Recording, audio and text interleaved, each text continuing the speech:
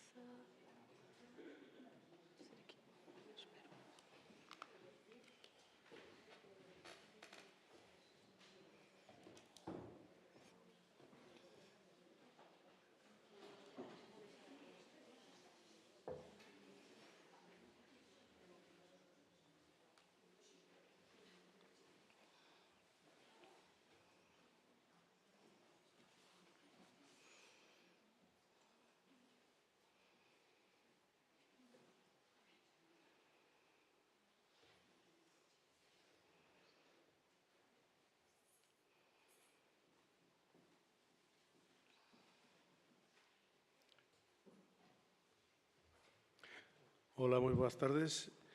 Moi agradecido aquí vos Sonora Galicia, Cristina Pujales, Alejo Moedo, por invitarme a este acto en calidade de presentador. E agradecido porque a preservación do noso patrimonio sonoro e concretamente a das grabacións físicas forman parte imprescindible dos nosos mellores referentes culturais. Por iso ter a información máis actualizada neste senso ven a ser un deber que hoxe podemos realmente cumprir de xeito sobresaliente pola xornada que aínda nos agarda e que comezará coa exposición da doutora Susana Belchior, que está, digamos, no máis salientable da investigación neste eido, vencellado ao Museo Nacional de Música de Lisboa, e a investigacións ten un investigadora especialista no eido da conservación dos soportes sonoros, como as lousas, da que o Arquivo Sonoro de Galicia ten algo máis de 700 unidades. Impresiona o seu currículum, a súa extensa tese de doutoramento con esta temática, as investigacións feitas e a súa actual dedicación a este campo, que é un privilexio para todos que sea así. A súa perspectiva, froito da erudición e un fondo de traballo de investigación dos últimos anos, de seguro vai aportarnos os datos necesarios para encamiñar todo o que poidamos facer aquí neste eido, pero tamén para difundir públicamente a importancia de conservar debidamente todos estes materiais estean onde estean.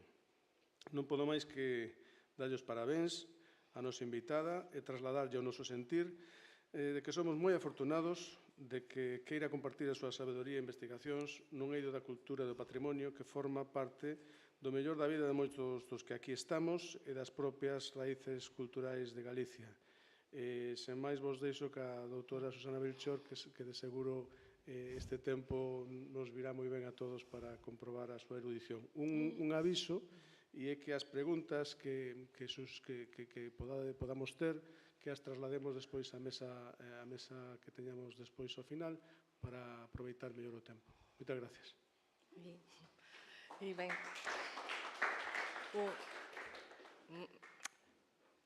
muito obrigada, muito gracinhas pelo convite. Bom, espero que o que vos vou aqui falar que seja do vosso interesse. A verdade é que dediquei os últimos 10 anos a fazer investigação sobre os discos ditos de Goma Laca, que quase todos são de Goma Laca, mas não são todos. Essa denominação é um dos temas que vou falar mais adiante. Espero que me entendam, que vou falar em português. Fiz tradução para galego com o Google Translate. Espero não ter muitos erros, que é o problema das nossas línguas, que são quase iguais, mas há palavras que têm significados muito distintos. Espero que entendais tudo o que vos vou mostrar.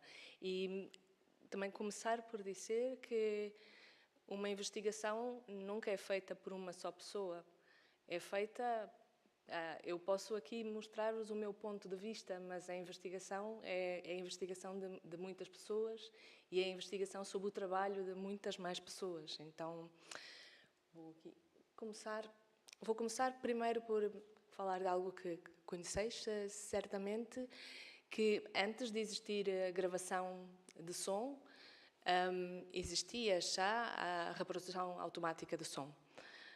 Os instrumentos da música mecânica, como as pianolas, com os rolos de pianola, e outros instrumentos permitiam escutar som automaticamente.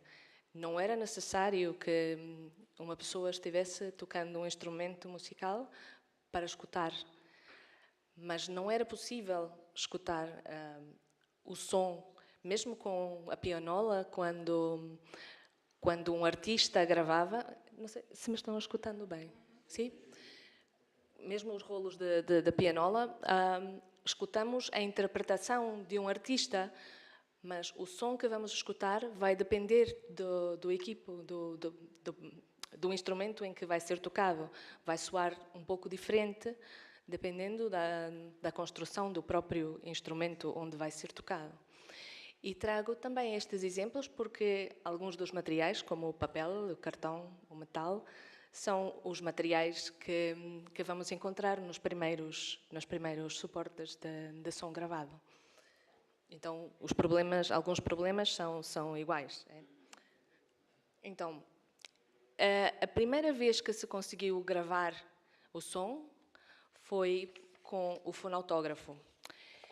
E conseguiu-se gravar, mas não se conseguia escutar.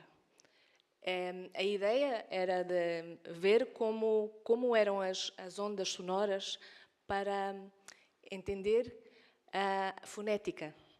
Estávamos na transição finais meados do século XIX, e estes estudos eram muito importantes, e as pessoas os estudiosos queriam saber porquê que um A era diferente de um A, de um e queriam ver e perceber porque que aqui na Galiza dizemos uma palavra de uma forma, em Portugal a palavra é muito semelhante, mas tem diferenças, e queriam saber se era possível representar graficamente.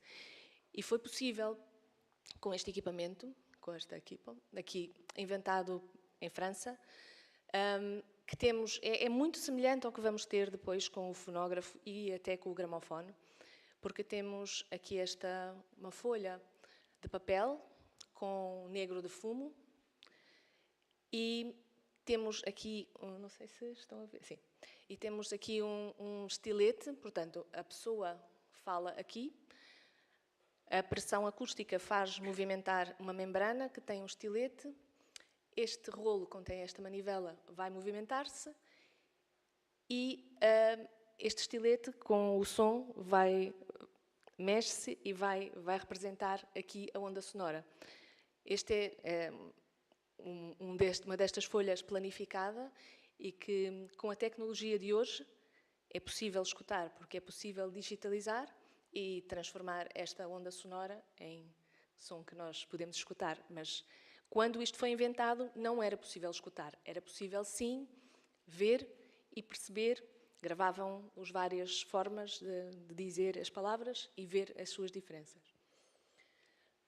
A primeira vez que se pôde gravar e escutar... Está a ouvir? Sim. Está fazendo um... Sim. Falta.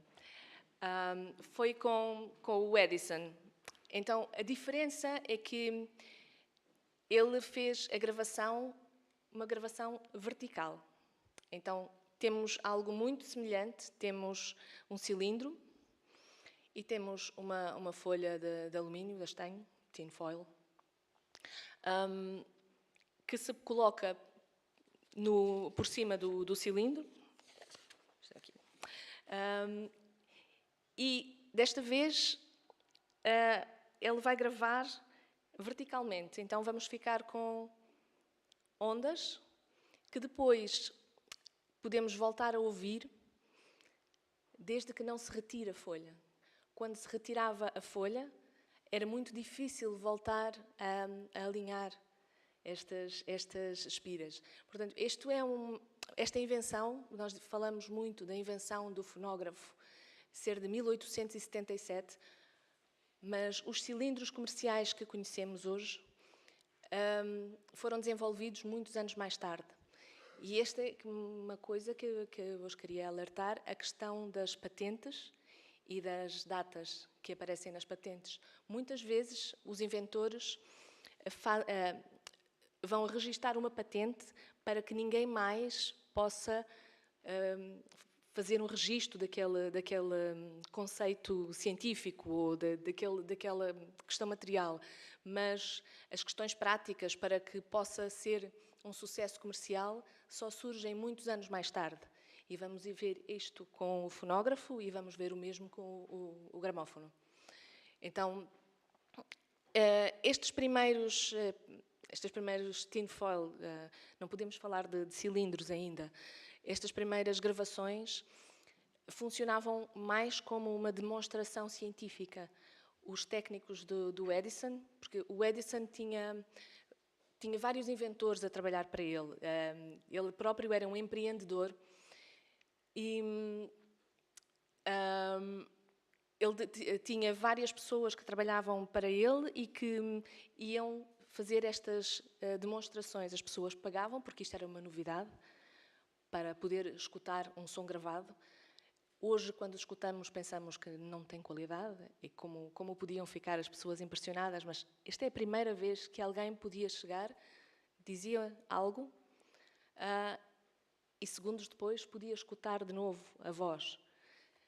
Eu creio que se passa o mesmo. Eu, quando vejo um filme de ficção científica, ciência-ficção, dos anos 80, que me metia muito medo e que estava, uau, impressionante, que os efeitos espaciais são tão realistas. Hoje em dia, para mim, já não é realista, mas há 40 anos tudo aquilo era muito realista. Eu agora já conheço mais. Portanto, para estas pessoas, escutar aquele som era muito realista. Poucas destas folhas chegaram até nós hoje por problemas de conservação. Muitas eram guardadas assim, e como imaginam, se temos algo que está gravado desta forma, se o guardamos assim, não vai quedar nada.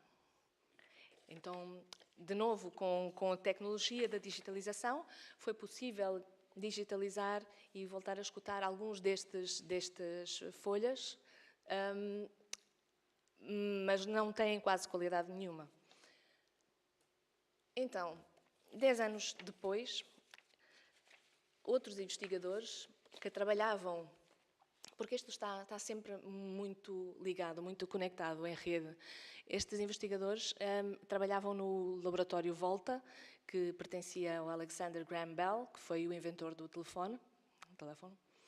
E eles, então, conceberam um cilindro que era feito de cera. E esse, sim, pode-se colocar e escutar várias vezes. Não muitas, porque temos um problema que vamos ter também com os discos, embora aqui seja mais complicado, porque a cera é muito blanda. E se vamos passar com uma agulha muitas vezes, vamos estando a retirar material. Então, ao fim de 20 vezes, já não queda nada. O som que foi gravado já não vamos poder escutar. O que acabava por ser uma vantagem, porque estes discos de cera podiam ser, a superfície podia ser de novo limpa, ficar de novo prontos para serem gravados. Então, era uma vantagem para o tempo, porque as pessoas podiam gravar várias vezes. É um problema para nós, porque muito poucos chegaram até os nossos dias. Para além dos problemas que tem a cera, com a sua fragilidade. E agora aqui mostrar-vos vários exemplos. Vão depois ver muitos exemplos destes suportes sonoros quando o José Navia fizer a sua apresentação, que ele gentilmente trouxe muitíssimos. Então, os primeiros cilindros, estes inventados pela Graphophone Company, são de cera de abelha. Como se percebeu que era um material que muito facilmente se deteriorava com a temperatura, começaram a fazer experimentos com ceras minerais, com sabões metálicos, que contém algumas partículas que depois vão ser um problema também da conservação, porque estes materiais degradam-se com o tempo. E que passa? Temos uma cadeia no material muito longa. Com o tempo, essa cadeia das moléculas vai se quebrando. E quando as moléculas estão mais pequenas, podem migrar para a superfície e pode-se perder material. Quando perdemos material, o que perdemos também? Perdemos a gravação. E muitos destes cilindros, por vezes, é difícil dizer se têm fungos na superfície ou se é o próprio material que vem para a superfície, porque a sua cor é branco, igual que muitos dos fungos. Então, sem analisar ao microscópio, por vezes é difícil saber que se temos fungos, porque, de verdade, os fungos não nos gostam muito destes materiais, das ceras, mas gostam muito do cartão, das caixas, dos cilindros.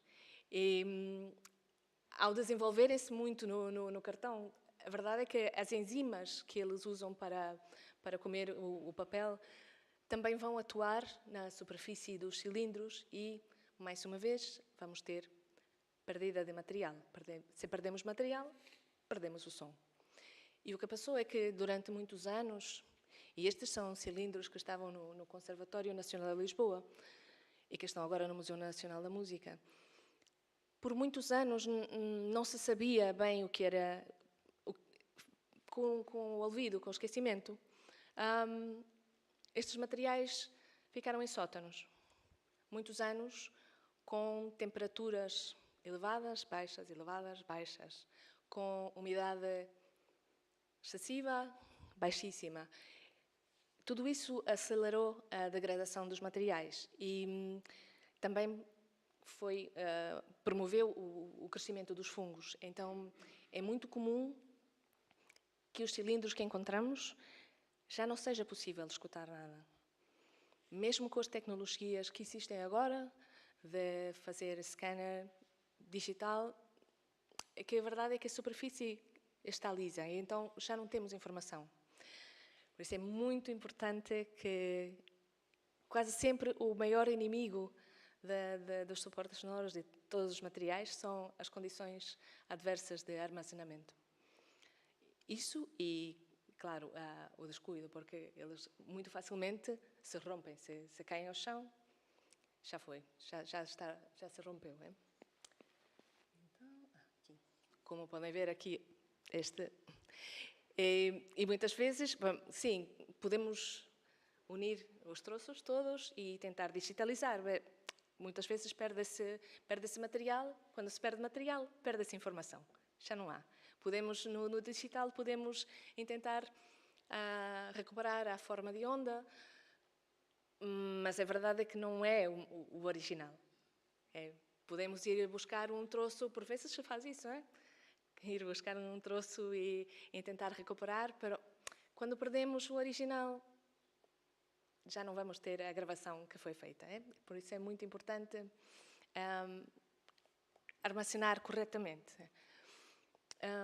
Como eu já vos falei, fungos, degradação do próprio material, temperatura, são os maiores problemas. Então, estamos a falar em 1877, a invenção do fonógrafo, e uns 10 anos depois, isto porquê? Porque o Edison estava muito ocupado com a invenção da lâmpada elétrica, então não se dedicou a melhorar o fonógrafo, que para ele não seria comercialmente muito importante.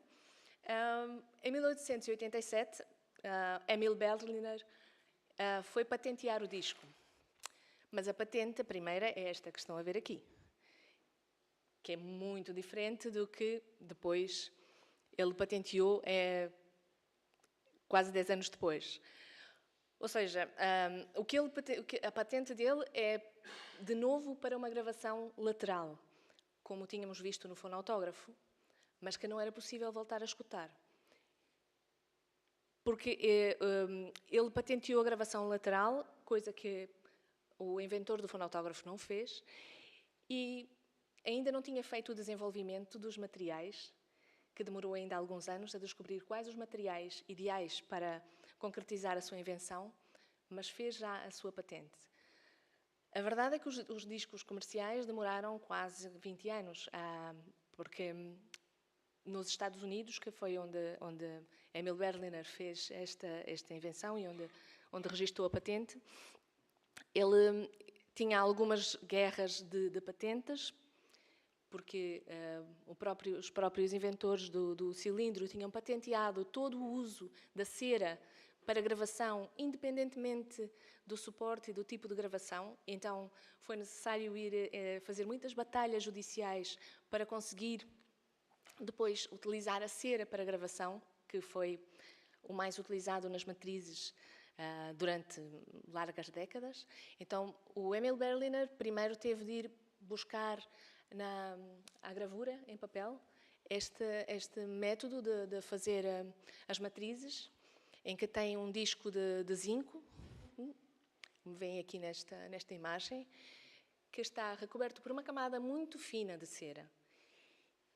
E depois temos aqui uma agulha de gravação, temos aqui a bocina, onde se falava. Portanto, o som vai por aqui, em vibração, passa para a agulha, passa a vibração mecânica e vai desenhar uma espira que é análoga, e daí a questão de se falar em analógico, porque é igual à onda que se propaga no ar.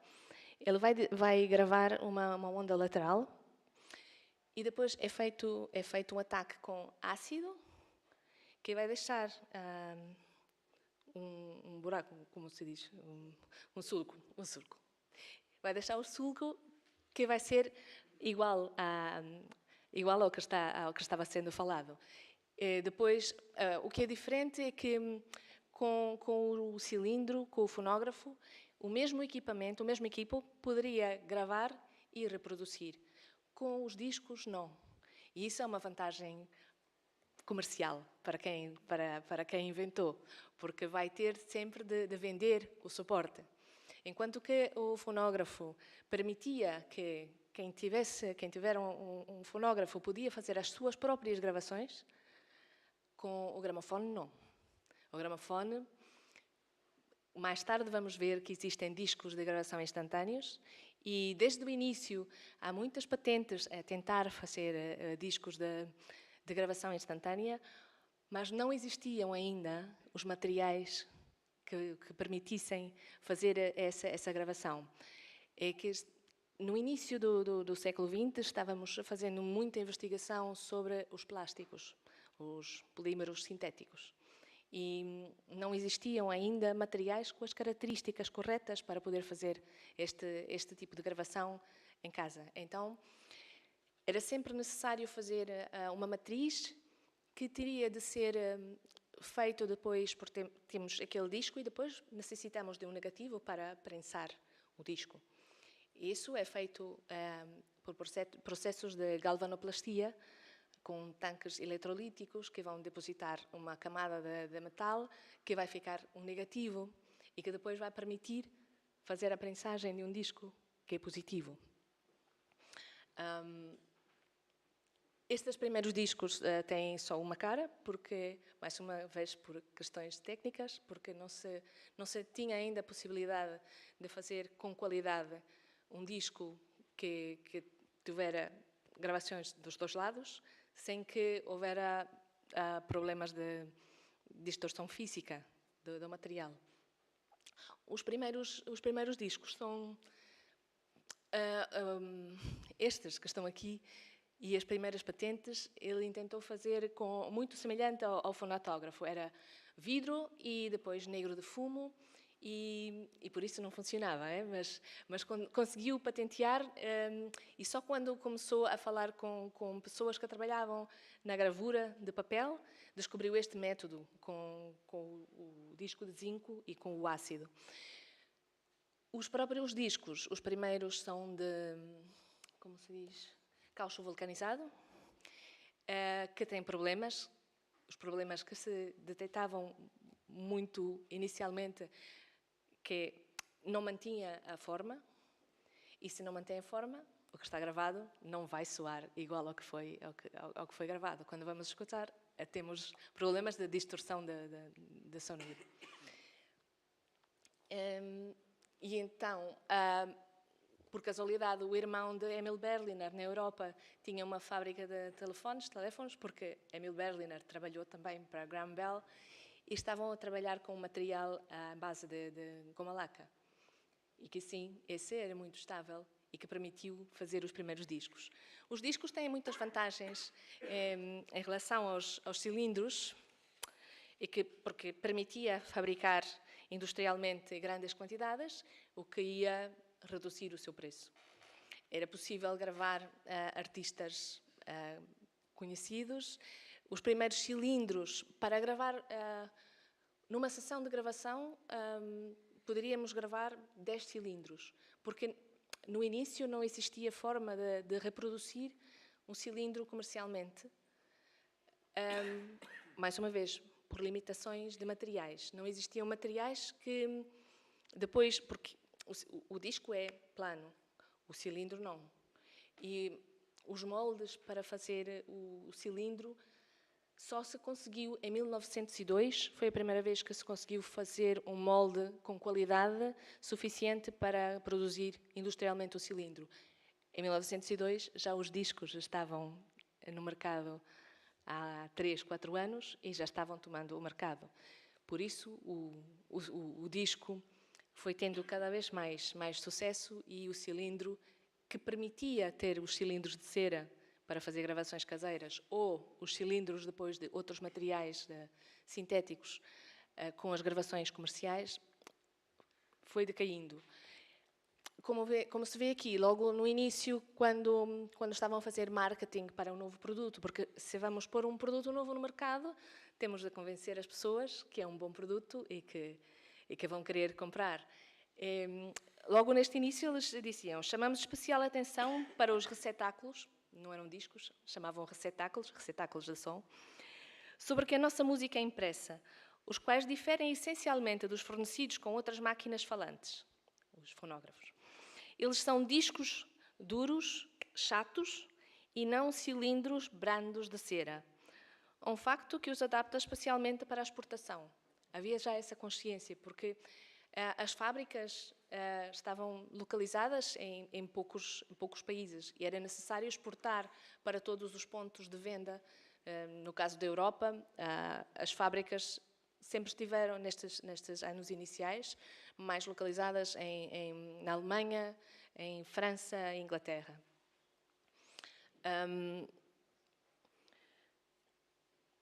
Eles ocupam muito pequeno espaço e poderão ser encaixotados facilmente. As maiores mudanças climáticas, consciência do problema da temperatura e da umidade, não os afetam.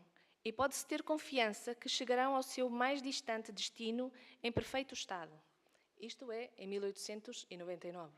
Já havia esta consciência de que os discos tinham maior estabilidade às condições de temperatura e umidade. Isso é muito curioso, é? Outra questão que já mencionam aqui é: tencionamos estabelecer brevemente depósitos, lojas, tendas, para o registro de receptáculos em todas as capitais importantes do mundo, para que possamos suprir os gostos de todas as nacionalidades. Essa consciência de que as pessoas só iriam comprar a música que conhecessem e gostassem. Então, era necessário fazer expedições de gravação para que existisse repertório que as pessoas nos locais onde estavam a tentar estabelecer este novo negócio fossem comprar os discos.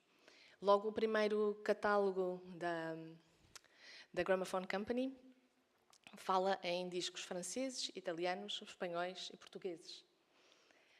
E houve esse cuidado de fazer essas gravações, porque isto era a questão das patentes, é sempre uma questão de segredo de indústria. E especialmente neste caso, em que era necessário ter um equipamento para gravar e outro para reproduzir, o segredo é que fez com que, durante os primeiros anos, a Gramophone Company fosse a única a existir. E então enviavam os seus técnicos para os locais. Esses técnicos não conheciam os artistas locais, mas falavam com pessoas dos teatros que conheciam o que era mais popular e eram as músicas mais populares que eram gravadas. Também é verdade que os artistas de renome da música erudita, da música clássica, não estavam muito convencidos da qualidade da gravação. E isso não se passava com os artistas do teatro de revista e do teatro mais popular. E também, nos primeiros anos, não eram as classes mais elevadas que buscavam os discos. Que é um pouco uma contradição, porque isto não era barato, era preciso muito dinheiro para investir em um gramófono e ter muitos discos. Bom, mas a verdade é que há esta consciência de que é necessário fazer gravação local, como se vê também deste anúncio de um periódico alemão, que está em alemão, em inglês e em castelhano. Outra questão é que algumas companhias, como a Gramophone Company e a Victor, trabalhavam em conjunto, embora eles tivessem... Porque a Gramophone Company foi fundada pelo Emil Berliner, que foi quem inventou o disco. Foi fundada, mas muito rapidamente foram os investidores que ficaram com os direitos de produção dos discos. Que isto acontece muitas vezes. Temos o inventor, que não é quem tem o dinheiro para fazer o investimento. O Emil Berliner vendeu os seus direitos e foi para o Canadá, onde também fundou uma empresa que continuou a trabalhar também em conjunto com a Gramophone Company e com a Victor.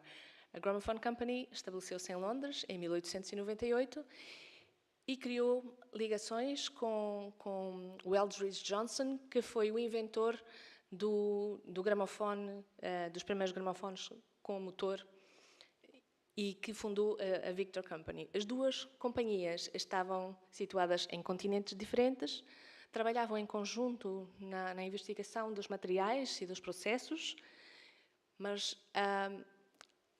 e faziam estes câmbios de matrizes, mas cada uma estava comercialmente ligada a um território, um pouco como Portugal e Espanha com o Tratado de Tordesilhas.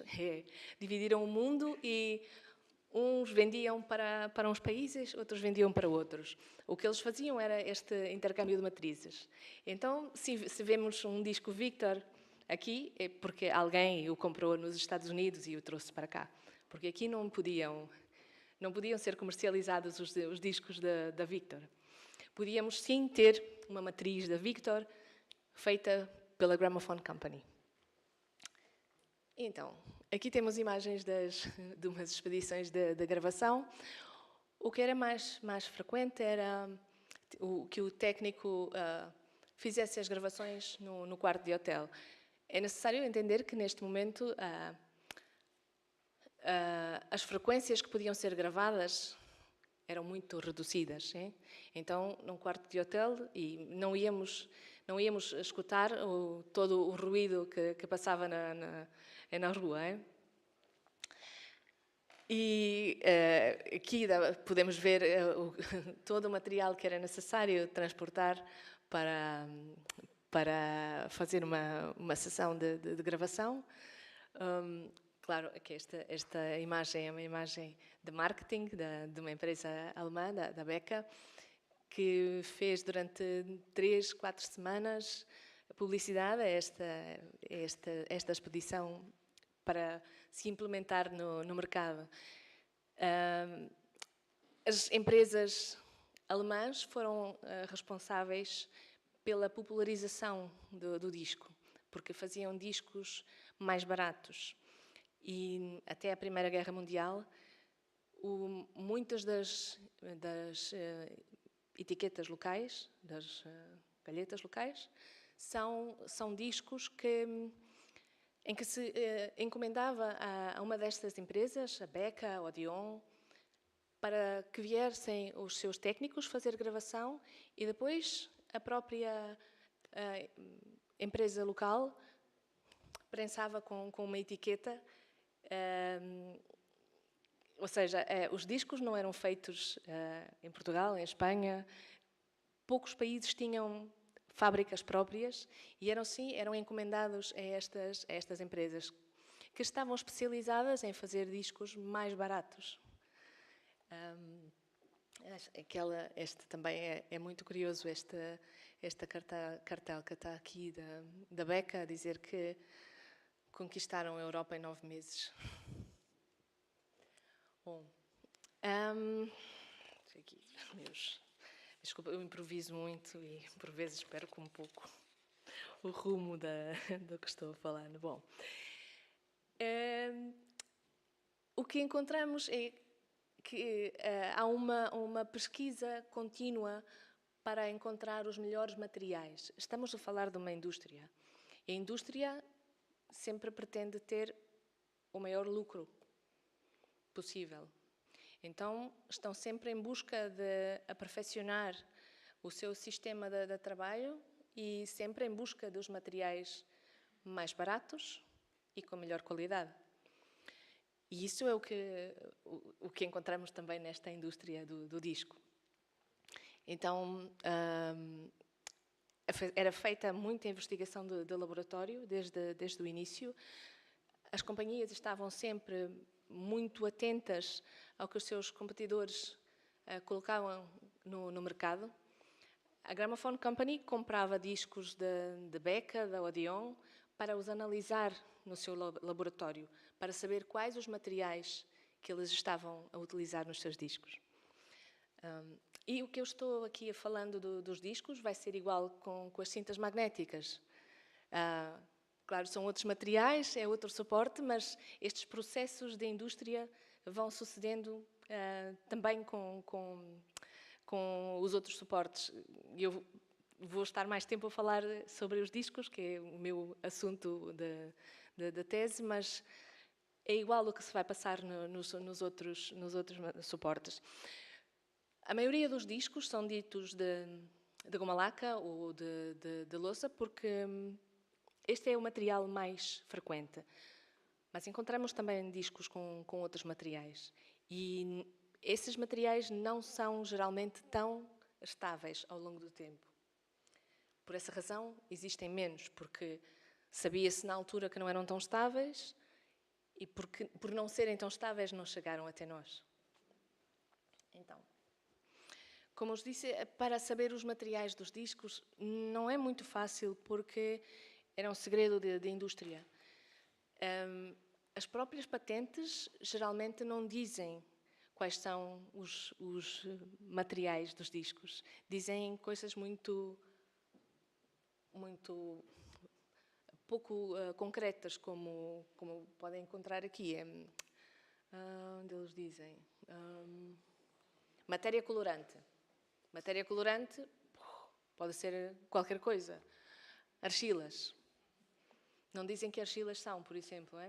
Isto porque quando existe uma patente, também os seus competidores podem ir ver a patente. Não podem utilizar, mas podem saber quais são os materiais e tentar fazer um pequeno câmbio para fazer outra patente. Então, geralmente as patentes não trazem informação muito concreta sobre os materiais dos discos.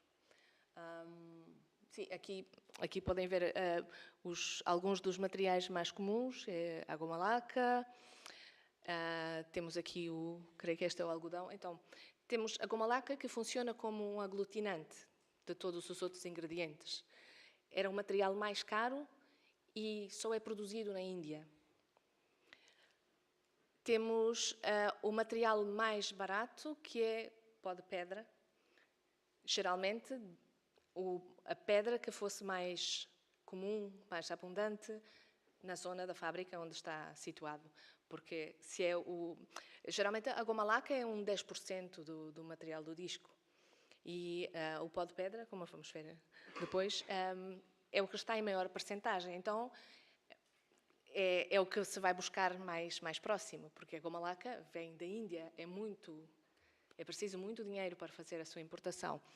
Agora, a goma laca é o que permite ter todos os ingredientes unidos e é o que dá o bom som. O pó de pedra é o que vai fazer mais ruído de superfície. Porque temos a agulha a passar com um material abrasivo. Depois temos também fibras de algodão para dar mais consistência aos discos. Quer dizer, eu creio que será este. Este é de ser outra, eventualmente a barita ou algo assim. E temos também o negro de fumo, que, como são partículas muito pequenas, vão estar mescladas com os outros ingredientes e vão preencher todos os espaços vazios e vai, de novo, acaba por dar mais consistência ao material. Bom. algo se passou aqui. Cambiou.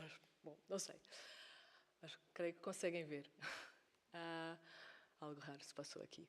Bom, este é um informe, um reporte, sim, informe de 1906, de umas experiências que estavam sendo feitas em conjunto entre a Gramophone Company e a Victor Talking Machine Company. Neste informe, eles experimentaram mais de 25 receitas diferentes para fazer os discos e prensaram discos de voz, de banda, voz masculina, voz feminina, banda, piano, e para decidirem qual a melhor formulação para cada tipo de disco. Experimentaram, por vezes fazem, pena que estão as cores todas misturadas, mas sim, aqui podem ver que o pó de pedra é sempre o que tem maior percentagem, mesmo aqui este, German Feldspato alemão, Silex, 42, 34. Por vezes, sim, neste período inicial, muitas vezes vamos ter uma percentagem grande de shellac. Mais para frente, vamos ter mais pó de pedra e menos shellac. Se chegamos a períodos de grande escassez de materiais, como durante as guerras, Grande Guerra, como imaginam, importar o material da Índia não é fácil, e menos ainda para a Alemanha, porque quem tinha o comércio com a Índia era a Inglaterra. A Alemanha, que está em guerra com a Inglaterra, não vai conseguir comprar muita goma laca. Nesses períodos, a formulação dos discos vai sofrer alterações. Exato. Que eu já estou a falar nesta slide aqui. E nestes períodos, são períodos em que vamos ter muito mais flutuações de materiais de menor qualidade, por isso é natural que os discos não vão soar tão bem. Outro dos ingredientes que se vai usar muito mais neste período são os discos partidos, que, como imaginam, se vamos usar... Porque de início era possível chegar a uma tenda e devolver um disco que estiver roto ou com problemas. E imagina, com 3 discos, poderíamos ter um desconto de uns 50% a comprar um disco novo. E seguro, se está partido, vamos devolver. Em período de guerra, vão-se aceitar todos os tipos de disco. Então aí vamos ter muitas mesclas de formulações. No início, não. A Gramophone Company só aceita discos Gramophone Company. Pathé só vai aceitar discos Pathé. Geralmente, os discos de melhor qualidade, os discos para música erudita, têm formulações especiais, que têm menos pó de pedra, mais goma laca e menos ruído da superfície. Melhor qualidade no seu fabrico. Aqui podem ver algumas das etapas, que é os ingredientes, que são todos mesclados, triturados, até que se quedem muito finos. Depois aquecido e é feita esta tapete, esta pasta, que depois é cortada em pequenos troços. E é uma galheta que é posta aqui, já está aqui a etiqueta dos discos, é prensado e é retirado, e aqui depois tem material em excesso que vai ter de ser removido e polido. O que passa é que durante as guerras, muitas vezes, as fábricas dos discos e as fábricas que se dedicaram ao esforço de guerra, ou seja, durante a guerra, materiais como os metais são necessários para fazer munições, para matar pessoas. O algodão, que também se usa nos discos, é necessário para fazer roupas para os soldados. A goma laca é um material que vem da Índia, muito difícil de obter. Então, é óbvio que a inovação de materiais vai estar muito intensa. Outra questão, os operários especializados foram recrutados para a guerra e temos as mulheres a trabalhar nas fábricas. A trabalhar que estas fábricas, as que continuaram a funcionar e muitas das empresas alemãs que vos falei, que tiveram grande sucesso, terminaram a sua atividade durante a Primeira Guerra Mundial. Porque foram bombardeadas, porque perderam os seus técnicos, porque não tiveram hipótese de continuar a vender discos durante a guerra. Gramophone Company e uma empresa muito importante que é a Lindström, que é uma empresa alemã que juntou a Beca, Odeon, Parlophone. Estas empresas maiores dedicaram-se também a produzir armas e desta forma, quando terminou a guerra, tiveram de novo dinheiro para voltar à atividade dos discos. Bom,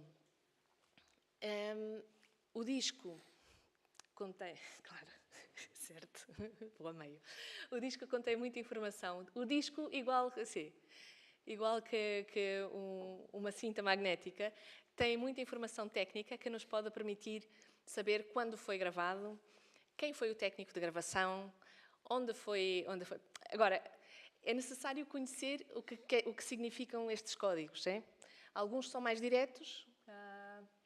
Este não, onde está? Creio que é este. Este, que é muito usado pela Homophone. Este é um disco simplex, que é um disco de Lisboa, feito por esta empresa alemã. Este disco foi gravado, portanto, A, B, C, D, E, janeiro, fevereiro, março, abril, maio. Foi gravado a 7 de maio e creio que a U significa 1906. Portanto, existem códigos que, se nós sabemos, para cada empresa, podem nos dar informação sobre as datas da gravação, as datas da prensagem. Por vezes, estas também têm depois outro código em baixo, com um A e com outros números, que diz a data em que foi feita a prensagem. E, por isso, o disco não é só a informação que contém. Bom, se soubermos que um disco foi, como a Gramophone Company tem aqui um código que a GRA, por cada matriz que era feita, porque a matriz, como imaginam, com o pó de pedra do disco também se desgastava. Ao fim, imaginemos, de 2.000, 3.000 discos prensados, tinha de se descartar e fazer uma nova matriz para continuar a prensar. Se virmos que a cada matriz, a Gramophone Company cambiava essa letra. G é a primeira, de gramofone. R é a segunda matriz. Se temos um disco que já vai no M, significa que foi muito popular. E isso é importante também para quem está a estudar música, este período da música. Por isso, os discos são muito importantes, não só pelo conteúdo sonoro, mas também o objeto nos dá muita informação. É uma questão que eu já estou a entrar um pouco no universo dos chassés, para explicar que não há standards neste período. Nem a velocidade de gravação, nem o formato do surco. E isto vai ter implicação para quem vai digitalizar. E para mais, quando o disco está muito danificado, este surco vai sofrer deformações. E isto é muito importante para quem faz a digitalização, porque temos depois agulhas muito diferentes e o câmbio de uma agulha pode fazer toda a diferença no som que vamos ouvir na digitalização. Por isso é muito importante saber também isto. E claro, se temos, que não vos falei, há alguns discos que também são de gravação vertical. Os discos Pathé e os discos do Edison. E esses necessitam de uma agulha assim para que a agulha siga também os surcos, que vão ser assim e não assim. Este é da lateral, a agulha desloca-se para os lados e na gravação vertical a agulha vai acima e abaixo.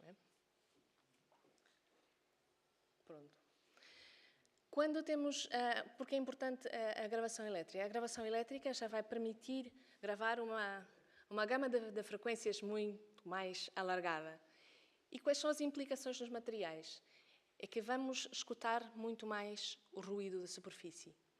Então, há uma preocupação em buscar materiais com menos ruído da superfície, porque as frequências mais agudas já vão estar sobrepostas com este ruído de superfície dos discos da gravação elétrica.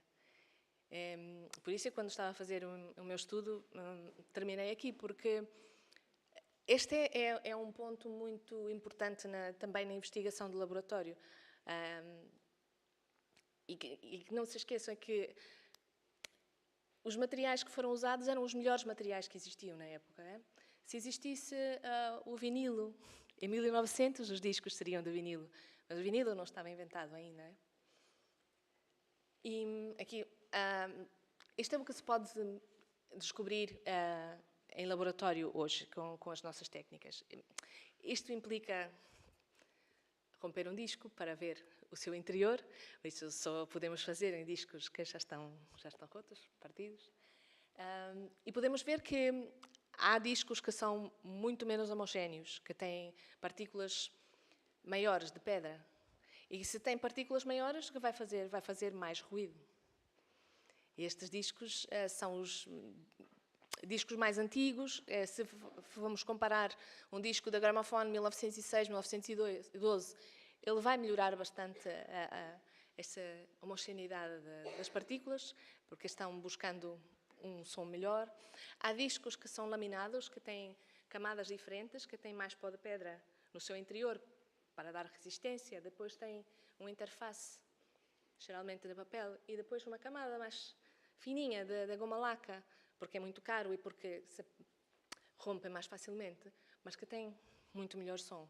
E estes são discos que vão ser bastante mais utilizados com a gravação elétrica. Esta é uma das buscas. A verdade é que existem também antes, mas o seu fabrico foi melhorado, porque é muito mais difícil estarmos a fazer um disco que é em várias camadas do que um disco que é homogéneo e que prensamos.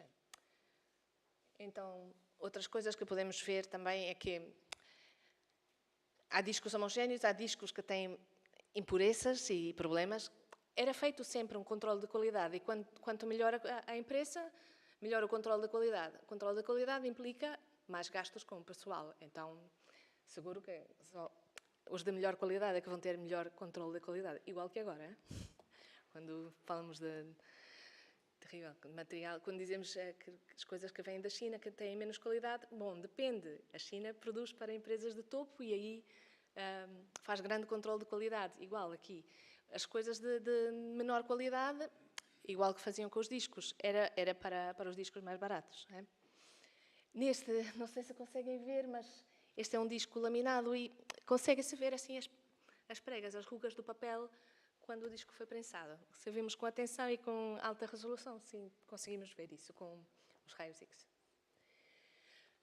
Depois podemos analisar tanto os discos como a fita magnética para saber, como as patentes não têm toda a informação, para sabermos quais são os compostos e perceber porque alguns discos se degradam mais ou menos, podemos ver quais são os elementos. Eu já estou passando assim mais depressa. E, pronto. Problemas de preservação. Eles geralmente são muito estáveis quimicamente. O problema são os discos que são laminados, que têm papel ou que têm cartão. Se temos algum pedacito, algum trocito que eu ponho em contacto com o exterior e se vamos usar a água para lavar, temos de ter muita atenção porque são higroscópicos, aumentam o volume e que se vão destacar do seu suporte. O etanol, álcool etílico, é um dissolvente da goma laca. Nunca usar álcool com um disco de goma laca. Goma laca é o que se usa para o polimento de mobílias, de mobiliário, como se diz? Mobília? Sim. Sim. Então, todos conhecem mobílias que têm os vasos que tiveram álcool, que deixam essa oela. Bom, igual. Nunca usar.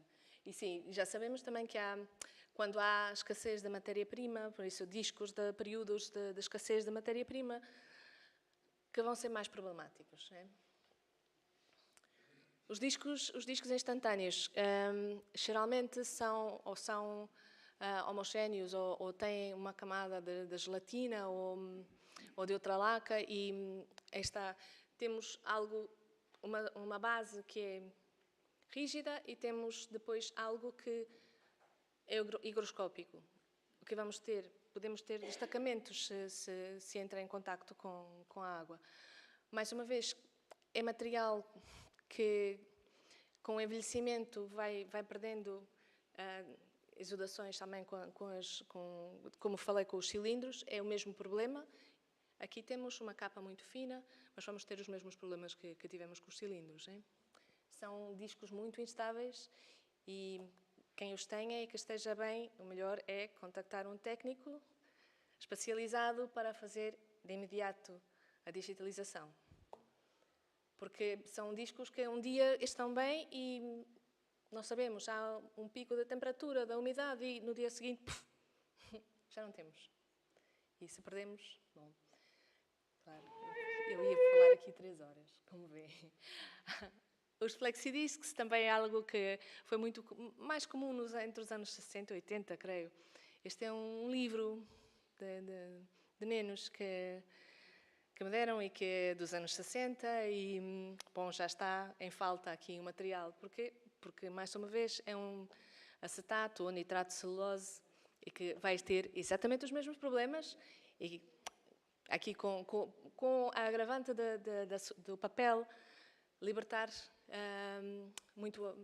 ácido, liberta partículas que vão acelerar a degradação do outro material. Pronto, limpeza também vai ser. Passar à frente. Grande diferença entre estes discos, e este sim deveria ser o verdadeiro nome dos discos de goma laca ou de louça, é que o surco é ancho. Depois, por características do material, porque não permite ser mais estreito. Quando surge o vinil, sim, o vinil já nos vai permitir ter os surcos mais juntinhos e por isso vamos poder ter mais tempo de gravação. Por isso, o material condiciona muito as questões técnicas dos discos. Os discos ditos de goma laca têm geralmente uns 3 minutos, estes já vão poder ter os 20. Por questões de material. Mais uma vez, se eles pudessem ter o vinil, teriam tido no início. E porque se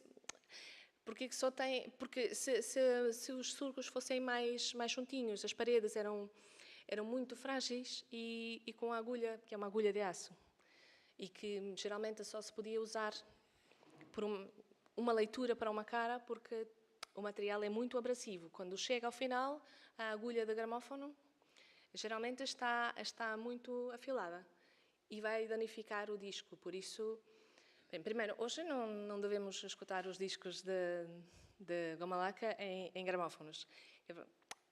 Além para mais de ter a agulha de aço que se danifica, que vai ficando muito estreita, o peso do seu braço também vai danificar muito os discos. Por isso, mais uma vez, com técnicos especializados para digitalizar e com equipo de hoje. E como eu já não tenho tempo, agora vou passar aqui e dizer só, pronto, os discos de vinilo, como sabem, são quimicamente muito estáveis. A questão é que, como tudo, com temperatura também podem sofrer problemas de danificação. Ora, gravação magnética, já não vou ter tempo de vos falar, peço desculpa. Já foi inventada também no mesmo período, pouco depois do fonógrafo, mas tínhamos um problema de amplificação e por questões técnicas, só nos anos 30 é que se conseguiu desenvolver a gravação magnética. As primeiras fitas vão ser de papel, como está ali, e depois passa a estes materiais mais modernos e que são um pouco mais estáveis. Bom, mais uma vez, muitos problemas com standard, tem de se saber muito bem como está gravada, a velocidade, quantas pistas vai ter e tudo isso vai implicar ter as cabeças de leitura e de gravação antes, agora não nos interessa, só queremos ler, não queremos gravar. Mas temos de ter os equipos corretos para fazer a melhor digitalização. Mais uma vez, problemas, aqui sim começamos com problemas maiores de obsolescência dos equipamentos, dos equipos. Então é necessário sempre manter todos esses equipos para que os arquivos e as empresas que se dedicam à digitalização possam aceder e poder depois calibrar e ter os equipos mais corretos para fazer a digitalização. Que muitos já não existem, já não se fabricam as peças para poder reparar, é muito complicado. Pronto, a fita magnética é composta por diversas camadas e podemos ter problemas em todas elas. Temos uma base e depois temos um aglutinante com partículas metálicas que se vão orientar. E geralmente os problemas são de destacamento dessa camada ou da parte de trás. Pronto, as fitas de papel que vamos ver aqui a seguir, e formas de identificar as diferentes tipos de... E só para verem visualmente, isso não está aqui felizmente. O que se pode passar, muito como os cilindros, muitas vezes esquecidos em sótanos ou algo assim, e que se vai danificar mais são as caixas de cartão, que depois pode passar para a fita, vai aumentar estes problemas também de degradação dos materiais. Vamos ter, se está mal rebobinado e se deixamos umas assim, outras assado, já sabe, se passamos aqui com o dedo podemos danificar muito mais. E este é um caso de negligência que se passou por... Ficaram que se quedaram muito tempo com umidade excessiva e mais do que as cintas, o problema foi com os materiais que acompanham os documentos, que são importantíssimos para saber o que está gravado, porque uma cinta, se não temos informação, não vamos saber o que está lá. Ou quando foi gravado, disseram, estamos aqui no dia 30 de março de 2023, gravando esta ponência com a Susana. Se não der, não vão saber quem foi. Então é muito importante, e por vezes não vai coincidir, mas sim, a documentação é importante, por isso manter sempre a documentação com os suportes, para sabermos o que temos. Este é do mesmo exemplo, depois o que se fez. Um grupo de homens. Este estava, um grupo de homens, já está assim. Depois temos aqui o problema com as cassetes compactas, baixa qualidade. Temos as cintas que são muito fininhas, muito mais facilmente vão ter problemas. E o que pensamos, os materiais mais recentes são os piores. Os CDs, inclusive os CDs comerciais, hoje muitos já não se conseguem ler. Porque o digital, há uma conversão do sinal analógico para os zeros e uns, e que vai funcionar por contraste de claro e escuro. Se temos aqui uma degradação destes materiais e se o contraste se vai, não podemos ler. E por vezes, com a degradação do plástico, do CD e das tintas que o compõem, perdemos esse contraste e já não temos nada. Por isso, os CDs são mais problemáticos que os discos de louça. DAT, as cassetes DAT, principalmente porque a própria Sony já não faz materiais para substituir, são muito urgentes. Quem tem gravações em DAT deve digitalizar o mais depressa possível, porque dentro de alguns anos não vamos ter como digitalizar. E pronto. Sim, e pronto, é isso. Então, por questões de obsolescência, manter sempre todos os equipos de reprodução, manter os suportes armazenados nas condições controladas, porque os suportes têm muita informação também, e não esquecer que a cloud e a desmaterialização em algum lugar vai estar um suporte físico com essa informação digital e não temos controle, Por isso, sempre é importante ter uma cópia num local mais controlado. E sim, é bom ter uma cópia na cloud, mas, se possível, ter sempre duas cópias com suportes diferentes em lugares distintos. E é isso. Muchas gracias, Susana. Muchas gracias.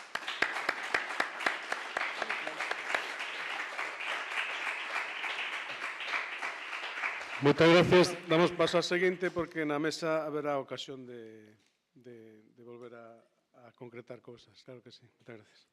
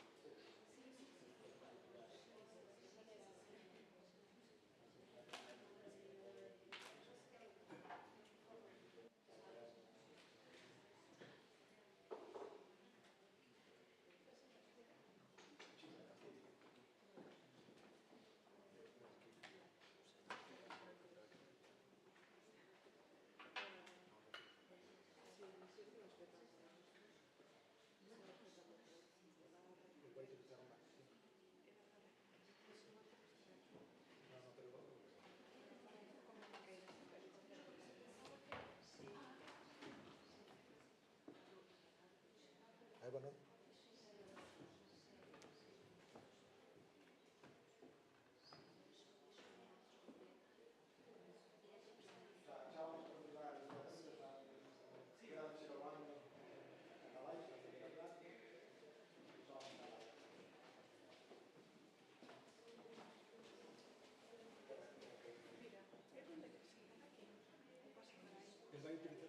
Sí, vai utilizar o Mac, vou a apagar este. No, porque ten que decir, vai conectalo, vai conectalo no este. No, no.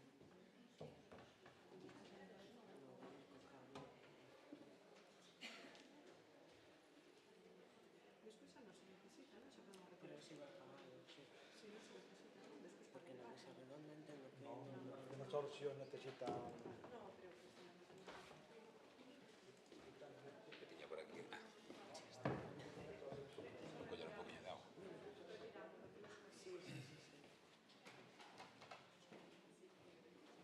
Está por los caos. Sí. Sí, sí. Falta mucho. Cuidado.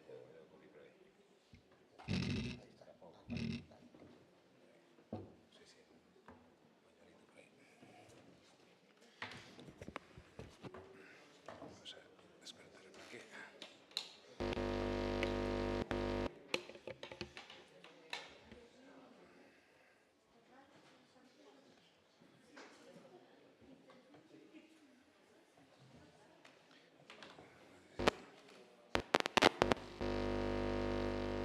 Uy, esto zumba ahí. Vale.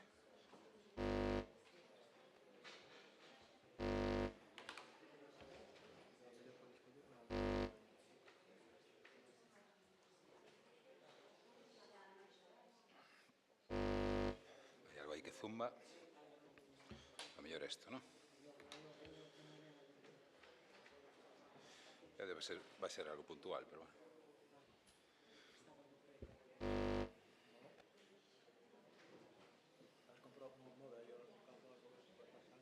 Debe ser algo de...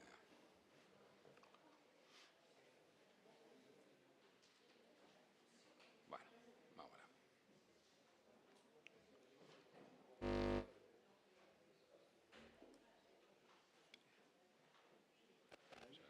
Un cableado, me imagino.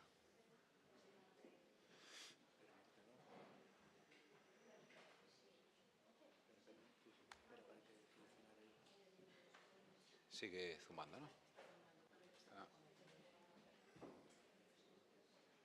senón polo HDMI, polo proyector. Penso que...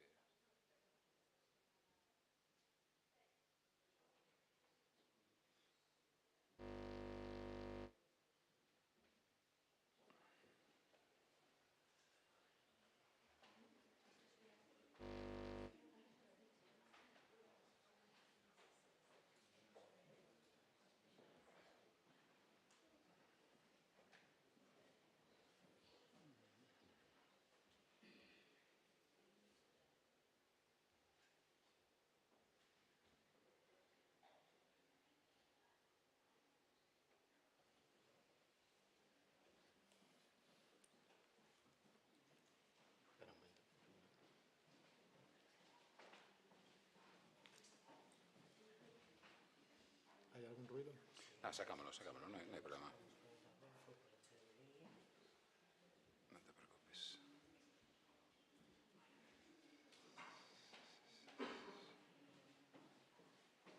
Vai sin el, sí? Sí, non hai problema. Non te preocupes.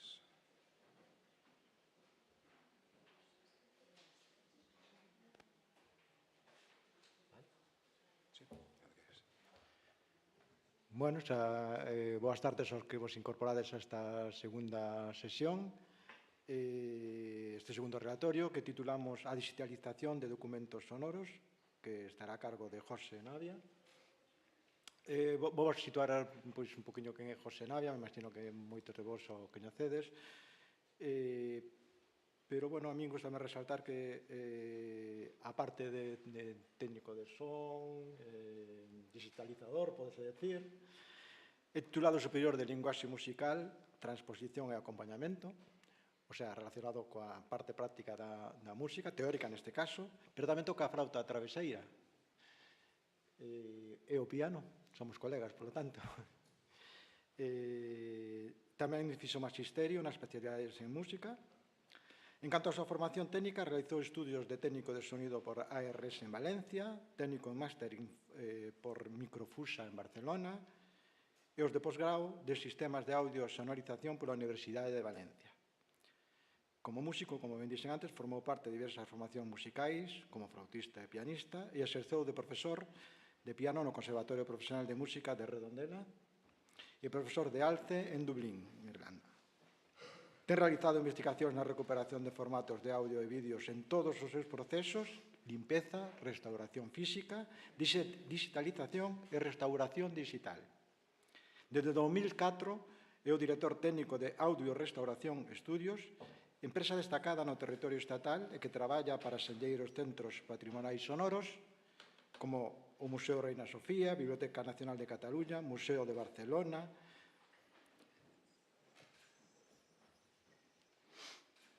Biblioteca Nacional, dicen, creo, Museo de Portimao, en Portugal, Universidade de Extremadura, Arquivo de Murcia, Archivo do Reino de Navarra, Fundación Botín, Fundación Alfonso X el Sabio, Universidade de los Andes, en Colombia, e tamén para o Arquivo Sonoro de Galicia, entre outros. Sen máis, vos deixo con el. Ten, pois, 3/4 de hora, un pouquiño máis, creo que eu yo lembrarei un pouquiño antes para que non poidamos cumprir os prazos de tempo, porque o tempo, pois, é ouro tamén para todos. Vale? Gracias. Bueno, moitas gracias. Bueno, agradecervos a todos que estedes hoxe aquí, aos que están en streaming, agradecerlle a Cristina Pujales, ao Arquivo Sonoro, a Consello da Cultura Galega, a Alejo, a Xaime, esta invitación. A verdade é que para o ano pasan xa 20 anos deste traballo fantástico de digitalización e recuperación de formatos audiovisuais. Comenzamos traballando nos formatos de audio e logo estendemos aos formatos de vídeo e telecine.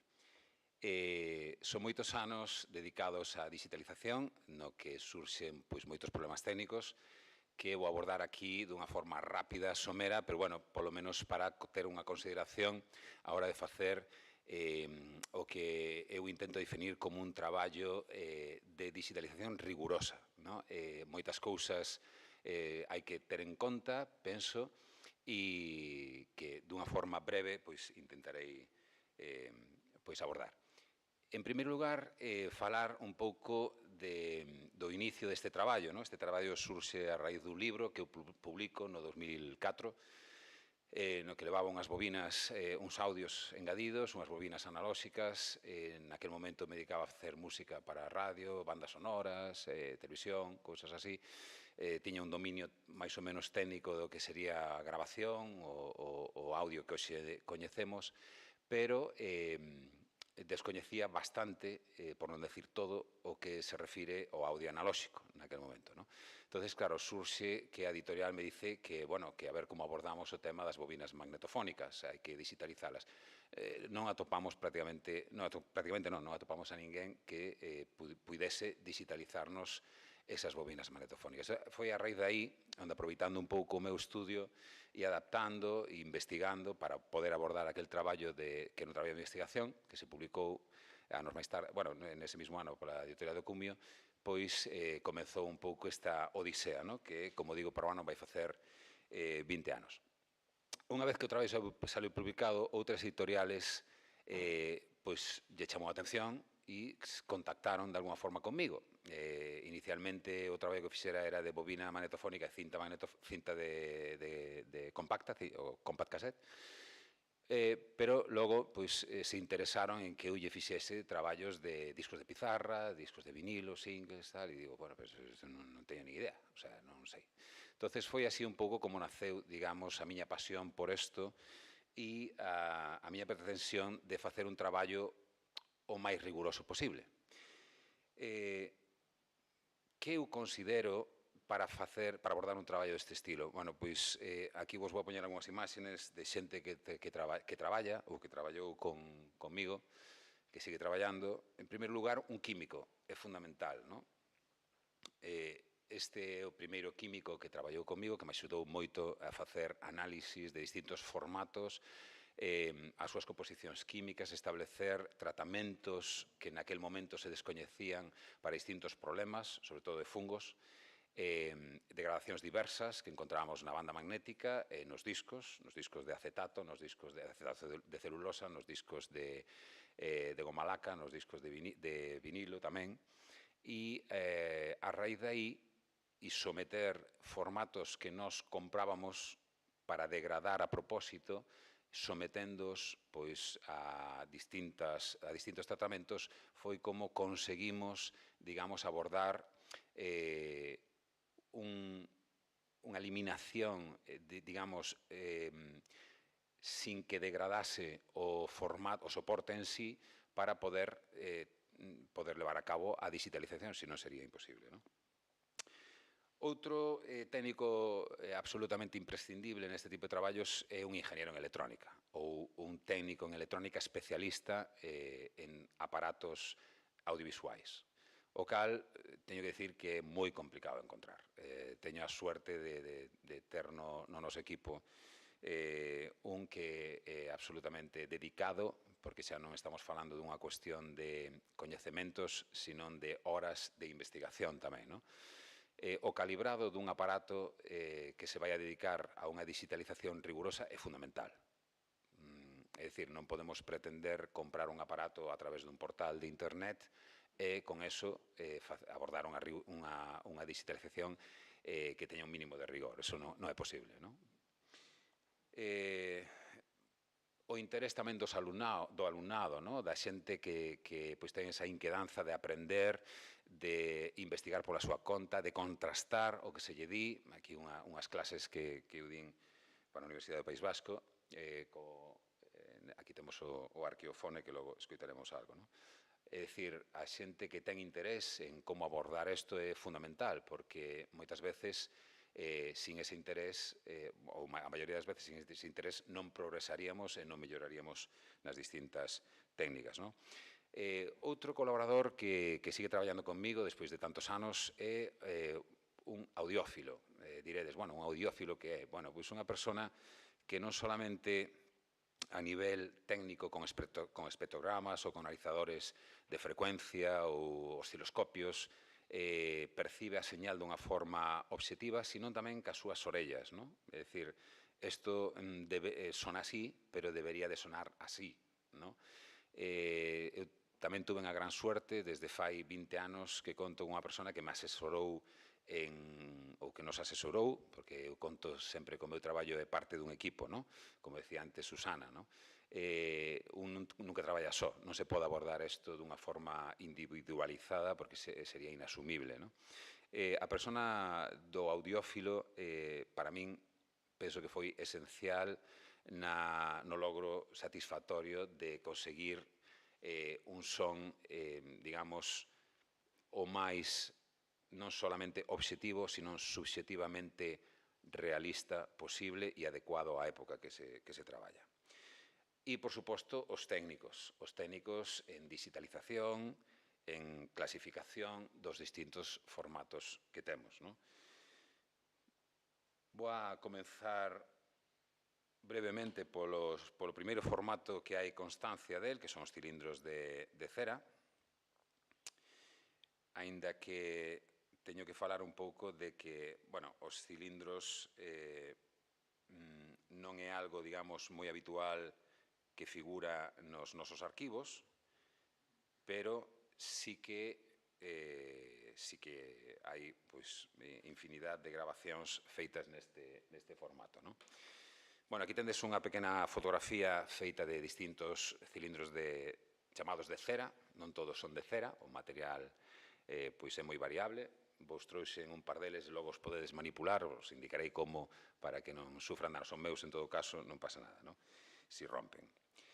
Temos cilindros con máis de 100, 110, incluso 120 anos, como este que está aquí cerquiña de cera marrón clara, un Edison, de finales do 1800, principios de 1900. A data exacta non se sabe. Son tremendamente delicados, unha flutuación súbita de temperatura ou de humedade pode provocar unha fisura. De feito, este marrón, non sei se se ve moi claramente aquí, pero está fracturado. O paso seguinte de unha fractura é cando metemos no mantrel para reproducilo, parte. E unha vez que parte, temos un problema, porque pode partir en dous trozos, unha ruptura limpia, e podemos ter marxe a reparalo dunha forma efectiva, ou pode partir de forma irreparable. Aquí temos outro cilindro, que neste caso é un cilindro Edison Gold Molded, xa a partir do 1912, donde está fragmentado en varios trozos. Foi dun cliente, dunha institución, que me cedeu o poder utilizar esa fotografía e que se restaurou e se digitalizou de unha forma eficiente. Pero, teño que dicir que tamén un pouco casualidade. A veces non se consigue restauralo. Nós, polo menos, non conseguimos restauralo de forma 100% satisfactoria, recuperando 100% do material. Aquí tendes outro de cera marrón. E este, que tamén vos lo trouxe aí, é un cilindro actual, é música actual de fai un par de anos. É dicir, hoxe en día tamén se utilizan cilindros. Se gravan con música moderna, música lixeira ou música clásica. E se venden, e se utilizan. Hai xente que lle encanta. Aquí temos un cilindro de cera marrón. E aquí temos o mismo cilindro de cera marrón degradado. Como decía antes Susana, os cilindros de cera están formados por unha serie de compostos químicos que moitas veces derivan en hongos, neste caso non, pero que se poden, digamos, mellorar para suavizar o paso da agulla e recuperar o son dunha forma máis efectiva, senón o que estaríamos escoitando sería ruído. Este é o mismo cilindro que podemos ver aquí xa relubricado, con técnicas un pouco que desarrollamos no noso laboratorio. O son que conseguimos antes e despois é significativamente mellor. O transporte e almacenaxe dos cilindros é tremendamente delicado. Nos utilizamos unhas caixas que creamos nós, especificamente isotérmicas, con protección, madeira, un pouco basados nas recomendacións que proporciona a UNESCO, a institucións internacionais que xeneran unha serie de literatura sobre o transporte, almacenaxe e almacenaxe a largo tempo e a corto tempo e temperatura estable para a súa digitalización. Ese é outro dos puntos importantes, no? Cando acometemos unha labor de digitalización dun arquivo deste estilo, é necesario unha preaclimatización dos formatos e unha climatización no momento da digitalización que vou falar ao cabo dun rato. Sobre os cilindros non me quero estender moito máis, vos vou a poñer aquí un pequeno vídeo para que escoitedes como digitalizamos nos pois un cilindro, non?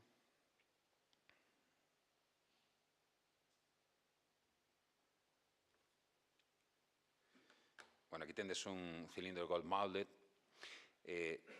Non sei se se ven moi ben os surcos, son o que se chama surcos de corte vertical, non lateral, como na maioría dos discos. En inglés lle chaman hill and dale, así fai como montañas, e non sei se aprecia moi ben, pero foi, digamos, devorado por fungos.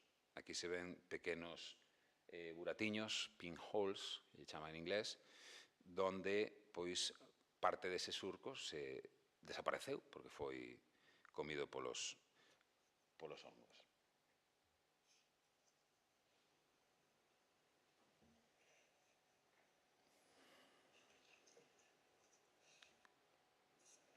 Este é o arqueofone. O arqueofone é un reproductor universal de cilindros. En España, que eu teña constancia, en España e Portugal, só existe o noso, igual que me perdone se hai algún máis por aí, pero que eu teña constancia só hai o que temos nós. Entón, a maioría dos cilindros que se digitalizan para institucións, pois moitos deles pasan polas nosas mans, se fai con un medio moderno actual. Eu non recomendo a digitalización con fonógrafos, porque o fonógrafo, cada vez que pasa por un cilindro de cera, especialmente de cera marrón clariña, pois o desgasta. E ao final, pois o que estamos facendo é destrozando o cilindro.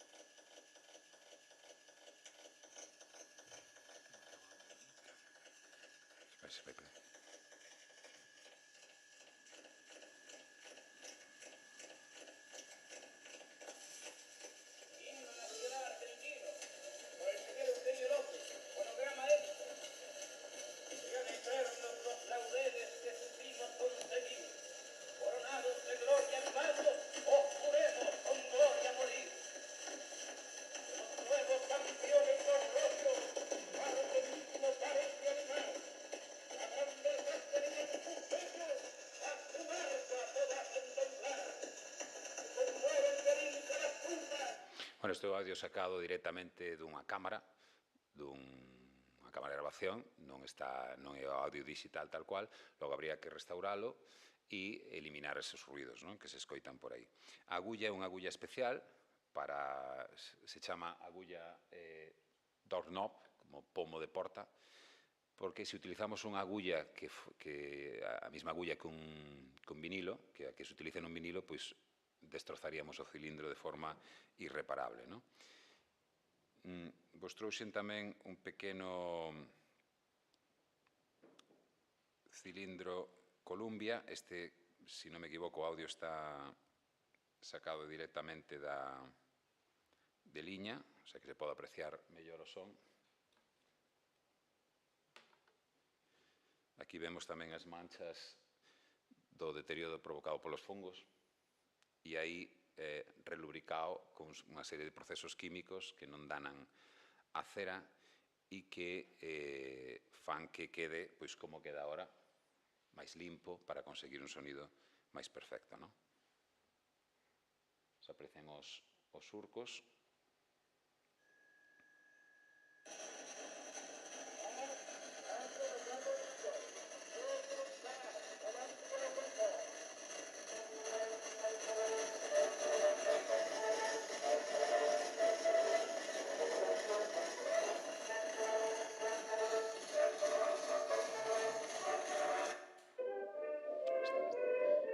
Este é o mesmo sonido, pero xa en liña. Non sei se aprecia ben.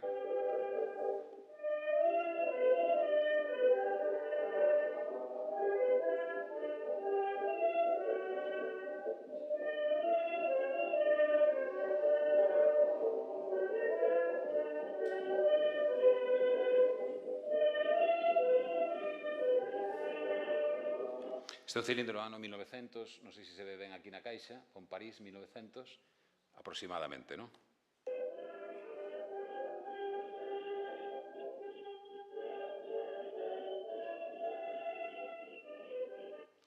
Bueno, pois, basicamente, na digitalización dos cilindros de cera hai que ter algunhas consideracións que vos vou a deixar aquí na seguinte pantalla. Non sei se son capaz de encontrar o zoom. Bueno, por aí se ve un pouco mellor. Un pouco deixar reflexado o ano, a veces aparece escrito, a veces no, a composición, se ten algunha etiqueta, deixar constancia desa etiqueta, os danos visibles que se poidan apreciar no propio cilindro e a velocidade de rotación. Hai unhas velocidades máis ou menos estandarizadas, pero a veces aparece na propia caixa anotada a velocidade. Normalmente xiran entre 140 e 160 revolucións por minuto. Tamén é importante deixar os datos técnicos de como se abordou esa digitalización, non? Pois o responsable, saber que no fixo, porque esa persona, ao cabo duns anos, pois pode estar viva e se lle poden facer diversas consultas, non? Se se fixeron algún tipo de tratamento químico, que tratamento se lle fixo ou que componentes químicos, se hubo un técnico de digitalización e despois o sistema de digitalización. Nos traballamos co Arqueofone, pero, bueno, hai distintos sistemas que se poden utilizar para abordar este cometido, non? O tipo de agulla que se utilizou, o tipo de cápsula, as impedancias son elementos técnicos que é importante deixalos porque utilizando un tipo de caixa con un tipo de previo, se non hai unha concordancia de impedancias se poden perder frecuencias, ainda que sabemos que a resposta a frecuencia dun cilindro é moi pequena, é moi baixa, pero é bo deixalo constar. Xunto co previo, os axustes do previo, normalmente son grabacións acústicas, polo tanto, a resposta do previo ten que ser plana. E a velocidade de digitalización. Como non teño moito tempo para explayarme nos cilindros, vamos a pasar ao segundo punto, que son os discos.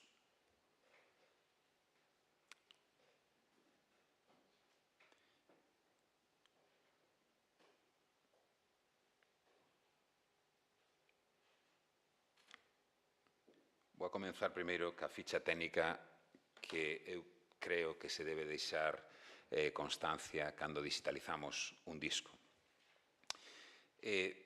O máis importante, máis que a digitalización en sí, é o cometido de toda a información que temos adxunta con un disco. O tipo de disco, a composición, se a sabemos, facer moitas veces é fundamental facer un escaneo ou deixar ao menos unha fotografía do que sería a miniatura do disco en sí, para poder logo, unha vez que ese disco volva ao seu lugar de almacenaxe, pois teñamos unha imaxe da mellor calidade posible para poder facernos unha idea do que estamos traballando. Se coñecemos o número de matriz, o número de catálogo, as indicacións de velocidade que poida haber, se sabemos o torno co que foi cortado, antes Susana falaba da empresa alemana Lindström, se non me equivoco, verdad?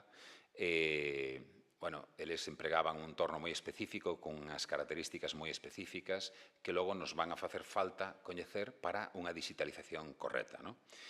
Si sabemos se é un disco acústico ou eléctrico, hai moitas formas de averigualo, a casa discográfica, o título completo, os intérpretes, si sabemos se é un corte lateral ou vertical, pois trouxen un par de discos de corte vertical para que os podades tocar e ver a diferencia que hai entre un e outro.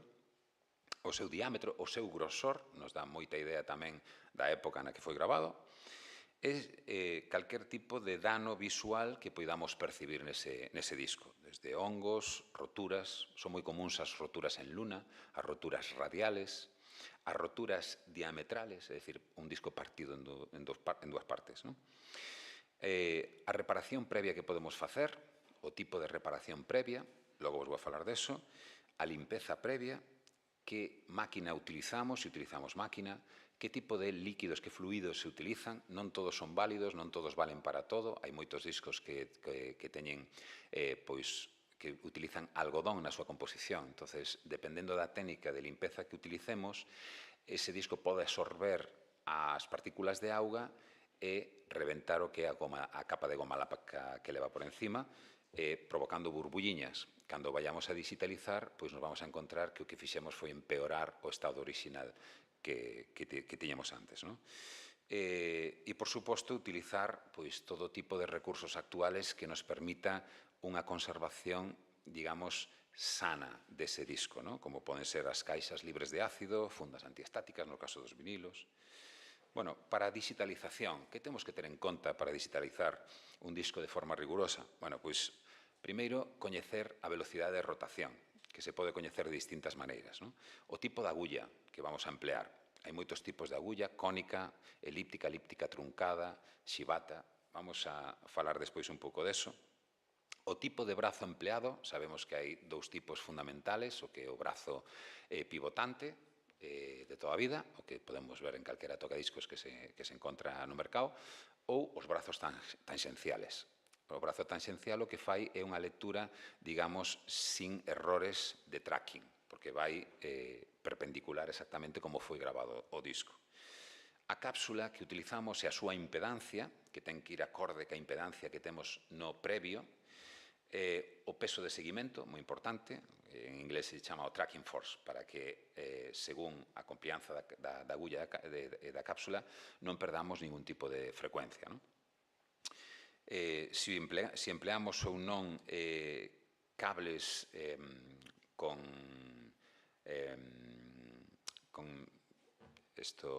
blindaxe, importante, porque se nos van a colar un montón de ruidos por aí, ou non, os tipos de cables, o seu largo, tamén é importante coñecelo, e se despois filtramos con filtros tipo Rumble ou non, ese audio original, na copia, digamos, que llevamos a chamar copia de arquivo, que logo vou a falar deso. A calibración do propio tocadiscos, do propio tornamesa, o seu azimut, o VTA, o ángulo de seguimento, se usamos un protactor, a nivelación que ten, bueno. O nivel de referencia de entrada, que nivel de referencia estamos usando? Hai moita discusión sobre este punto, non? Que nivel de referencia debemos usar? Máis 4 dBV, menos 10 dBV. Cando digitalizamos, necesitamos saber exactamente o volumen real ao que foi grabado? Non. Como normalizamos despois o volumen resultante para a copia de escoita, a copia de acceso, non? Normalizámolo a 0 dB full scale, deixámolo con un loudness de menos 4 dB, non sei.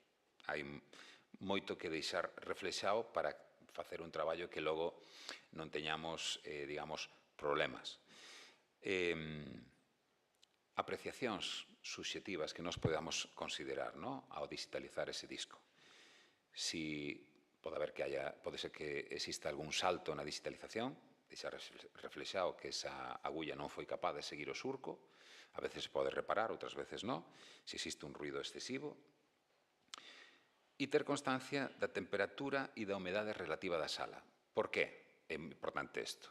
Bueno, os platos que se utilizan para a digitalización deben de ter unhas características moi específicas. Teñen que ser platos de ultra baixa resonancia. Normalmente son platos movidos por polea, e a polea é unha goma que cas fluctuacións de temperatura pois varían. Vos vou enseñar agora algúns dos platos que nos empregamos.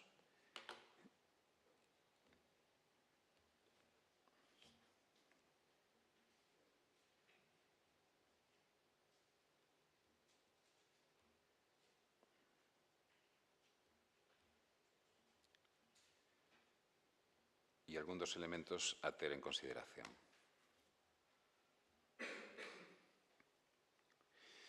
Bueno, aquí tendes distintos tipos de agullas proporcionados pola casa audiotécnica, pola casa japonesa audiotécnica. Cónicas esféricas, elípticas, hiperelípticas, que lle chaman line contact, microline e a shibata, famosa para os LPs.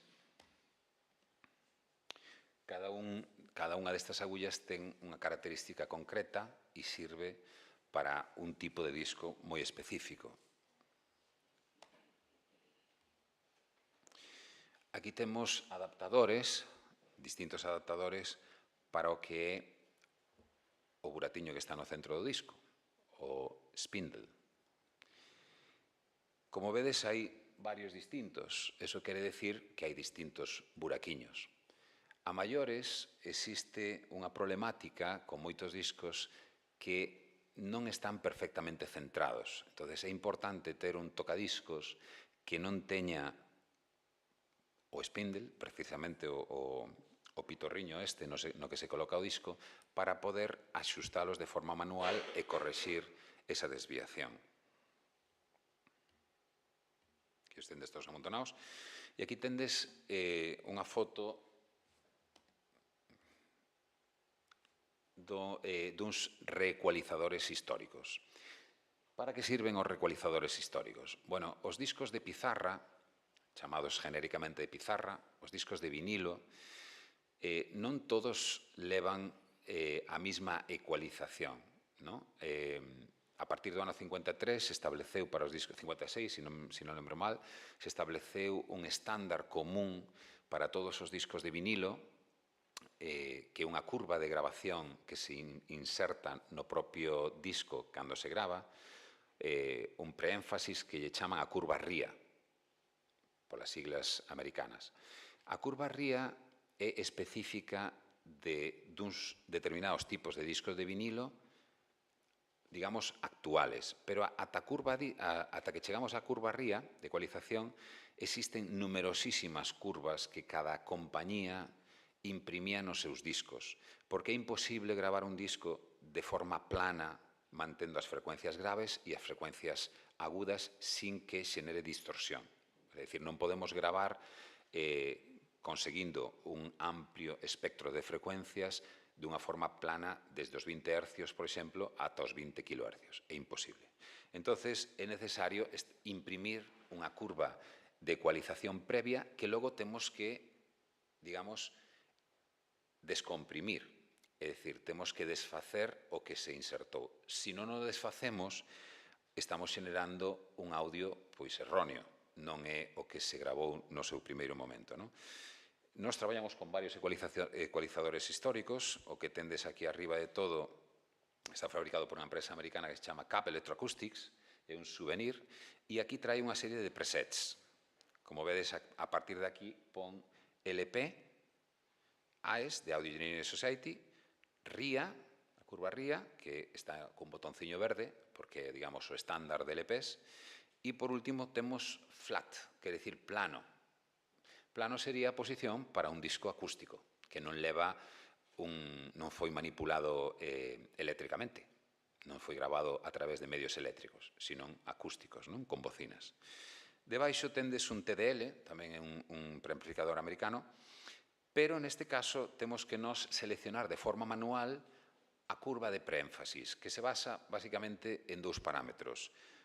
O que tendes aquí que pon, non sei se se ve moi ben, pon turn over en inglés, é dicir, os graves, con unha serie de parámetros de registros que temos que axustar manualmente, e o roll-off, que é o corte en agudos. Os discos normalmente, cando se gravan, se lle cortan os graves e se aumentan moitos agudos para logo compensar esa curva e conseguir un sonido plano. E debaixo temos dous reecualizadores tamén que son da marca Rec Ocat, que tamén é unha marca americana que fabrica este tipo de material. E aquí tamén vemos distintos tipos de curvas. Aquí temos plano no roll-off, plano no turnover, e despois temos a curva NAV, temos a curva RIA, temos menos 12, unha serie de parámetros. Este que tendes aquí é un disco que tamén vos trouxen para ver, é unha radiotranscripción, é un disco de 16 pulgadas. Por que vos trouxen esta imaxe? Porque un disco de 16 pulgadas non cabe nun tocadiscos normal. Se o queremos digitalizar, son discos que normalmente xiran a 16 revolucións por minuto, máis ou menos a duración é entre media hora e 40 minutos por cara, e non cabe nun tocadiscos habitual que podemos atopar en calquera tenda ou por internet. Entón, necesita uns brazos e un tocadiscos específico. Esta é a coñecida como a Keith Monk's Record Cleaning Machine, é unha máquina diseñada no Reino Unido para todas as emisoras, originariamente para todas as emisoras da BBC, e que hoxe en día ten moitas variantes. É unha máquina de limpeza por succión, limpia surco a surco, leva uns cepillos e se lle pode insertar distintos tipos de fluidos para, según o tipo de disco, non é o mesmo limpar un disco de acetato de celulosa que un disco de vinilo. Aquí tendes distintos fluidos que nos utilizamos, algúns deles están feitos por nós, outros son comerciales, para limpar a distinta variedade de discos sin que ningún quede danado. O que vos dicía antes do escaneo da imaxe é moi importante para conservar, digamos, todos os datos técnicos que podemos extraer dun disco. Neste caso, é un escáner Epson 10000 XL, pero non fai falta que sea unha cousa tampouco tan precisa.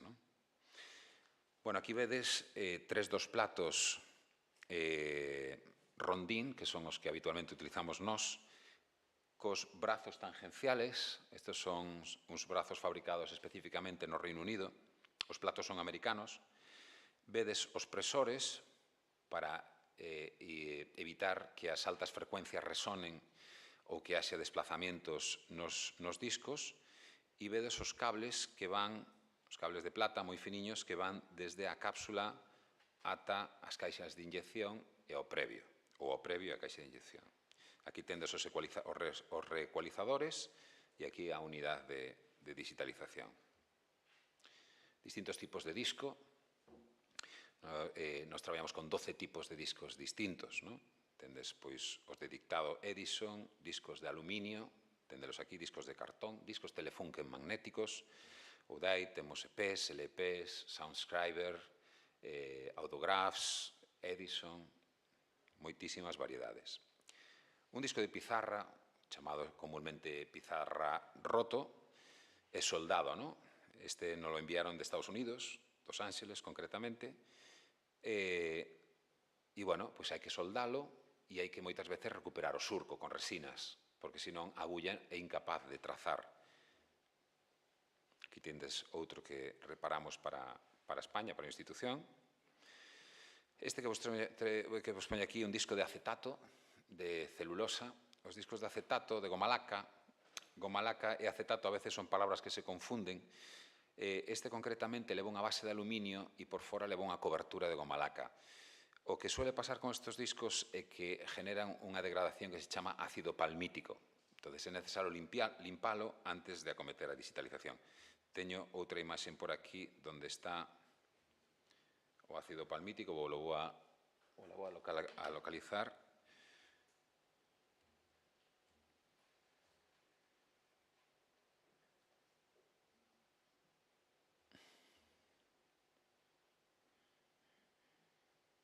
Bueno, non a dou atopado, logo se encontro vos la enseño.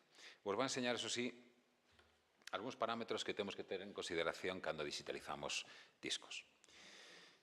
Aquí vedes un listado de casas discográficas con algúns anos e aquí tendes a velocidade de rotación, a curva que leva en graves e a curva que leva en agudos, os axustes que temos que facer manualmente. Se vos fijades, aquí abaixo hai dous discos, dúas tipoloxías de discos da RCA Victor, que pon discos tempranos acústicos e discos tardíos acústicos. Se vos fixades na velocidade de rotación, as recomendacións que nos fan aquí é de 71,29 revolucións por minuto. E debaixo nos dice 76,59 a 78. É dicir, non hai un estándar fixo. Moitas veces, cando escritamos unha grabación digitalizada a un disco de pizarra, nos sona pitufado. Entonces, tendemos a creer que eso era así. No seu momento foi grabado así. pero obviamente nadie toca nin canta así, ¿no? Con esa voz. Entonces, está claro que hubo un erro na digitalización.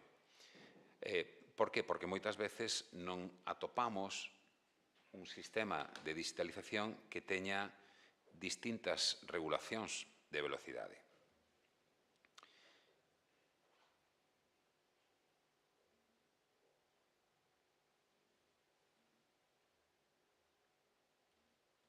Aquí tendes o disco degradado con ácido palmítico, o que produce é convertir a goma laca nun polvillo blanco que necesitamos tratar ata que queda pois así.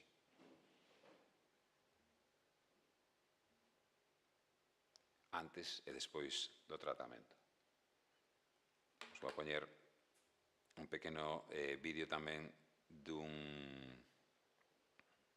dunha máquina de limpeza por ultrasonidos, porque a veces non é posible limpar determinados discos ca Keith Monks ou de forma manual, porque se poden delaminar. Son discos que teñen determinadas capas que, se aplicamos unha forza de succión, pois o destrozamos directamente.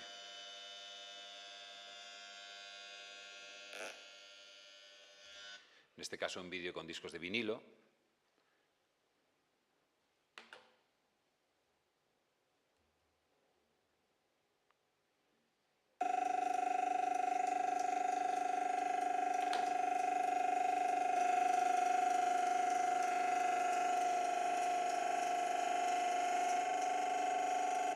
Aquí tendes a boquilla da Keith Monks absorbendo a suciedade surco a surco, un pouco ruidosa.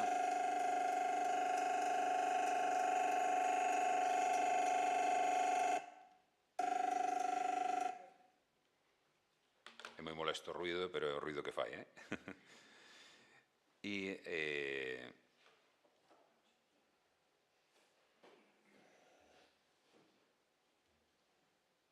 Os vou enseñar un pequeno vídeo donde se poden apreciar os surcos dun disco de pizarra roto. Obviamente este é un microscopio e o que facemos é utilizalo para mirar que cando soldamos pois os surcos vayan no lugar que teñen que ir. O microscopio electrónico é fundamental tamén para determinar o tipo de agulla que temos que utilizar, porque se utilizamos a agulla que non é a máis recomendable, o que vamos a generar é un montón de ruido e o son, a relación señal-ruido vai a ser moi baixa. Se trata de buscar a mellor calidade de son sin distorsionar o audio original.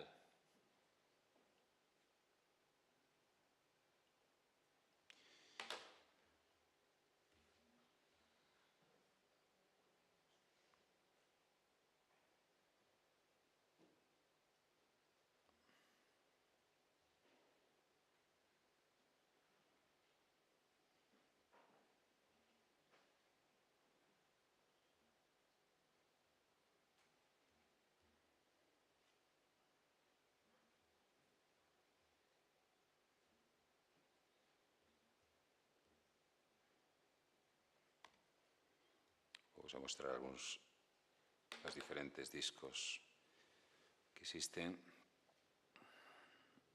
O Soundscriber, este sería un EP. Este é un disco paté, leva unha grabación Hill and Dale, como os cilindros. Este sería un single. Este é un disco de acetato de celulosa, un Telefunken magnético, disco de aluminio, single, Grey Autograph, un flexi single, antes falou Susana dos flexi singles, un Edison Voice Writer, un Edison Diamond Disc, son discos moi pesados, eu penso que é o máis grueso que existe no mercado, típico disco de pizarra, un regal, un disco de radiotranscripción de 16 pulgadas,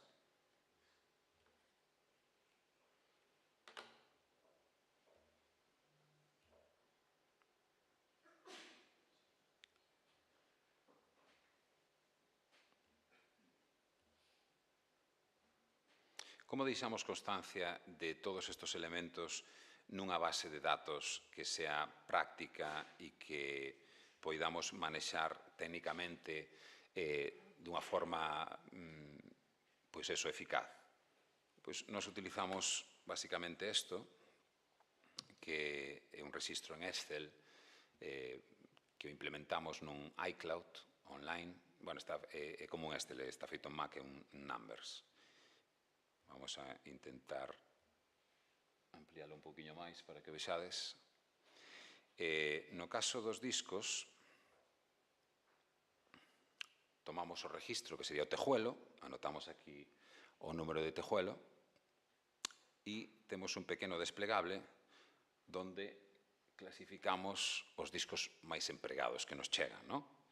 Resina lateral, 78, 76, acústico, eléctrico, vertical, Edison Diamond, LP, single. Logo temos outro pequeno desplegable para indicar a velocidade. Desde 16 revolucións, 33 un tercio, 45, 60, 76, 78, 80, 90, 100. Son velocidades moi comuns, aínda que sone un pouco extraño, son velocidades que se utilizan moi habitualmente. O tipo de agulla que empregamos, elíptica truncada, isto está exposto en milésimas de pulgada. Cónica, shibata, LP, distintos tipos de agullas que nos habitualmente empregamos na digitalización de discos. A súa composición, o tipo de curva que lle establecemos nos graves, é importante deixala reflexada.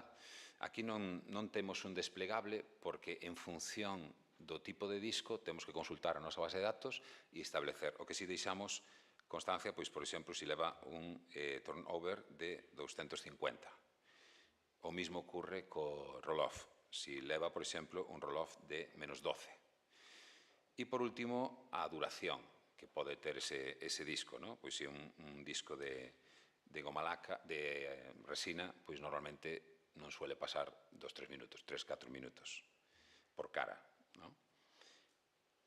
O mismo temos para os cilindros, o mismo tipo de desplegable, pero neste caso, pois, adaptando os cilindros. A súa velocidade, o tipo de agulla, basicamente hai dous tipos de agulla que se utilizan, o tipo pomo e o tipo LP, e a duración, que escribimos manualmente. A duración, os cilindros normalmente duran entre 2 e 4 minutos, depende do tipo de cilindro. A bobina magnetofónica, que é o seguinte paso, o seguinte elemento que vou abordar, pois ocurre exactamente o mismo. O tipo de diámetro nos dá moitas pistas de en que máquina foi grabado, porque moitas veces o descoñecemos. O tipo de composición, pois trouxen unha de papel para que vexades a fragilidade que contén. Isto nos vai a dar moitas pistas de logo a hora de digitalizar, saber o tipo de máquina que foi utilizado. A compensación que vai levar nas bobinas magnetofónicas e nos cassettes ocurre exactamente igual que os discos, o sea, non se grava dunha forma plana, si pensamos nun estándar de grabación entre 20 Hz e 20 kHz, cando eso se imprime nun equipo magnetofónico de grabación, pois obviamente iso é imposible. Hai que provocar unha curva de descenso de graves e de aumento de agudos para que logo esa curva se compense ca inversa e o son quede plano. Aquí temos algunhas das curvas máis utilizadas. O tipo de cabezal que utilizamos, ao igual que nos discos fixemos coas agullas, aquí o facemos pois cos cabezales. A súa velocidade, estas son velocidades estándar. Se aplicamos ou non algún decoder de reducción de ruído, os máis emplegados pois son o DBX, o Dolby A, o Dolby SR, o C4 Telcom, e nos aparatos Nagra, a curva e a reducción de Nagra Master. E, por último, a duración. Pois vou a poñer agora algúns elementos a considerar nas bobinas.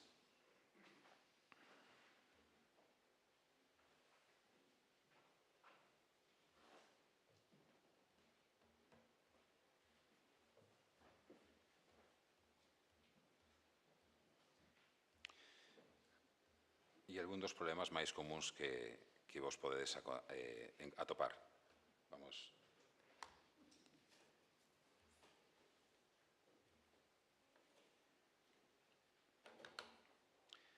aquí tendes un selector de curva de compensación. Aquí vedes as diversas velocidades. Este é un Otari profesional que ten 3/3, 7,5 pulgadas por segundo, 15 pulgadas por segundo e 30 pulgadas por segundo. Sería esta máquina. Con esta máquina podemos utilizar todo tipo de bobina? Obviamente no. Aquí tendes outra máquina, neste caso un Philips.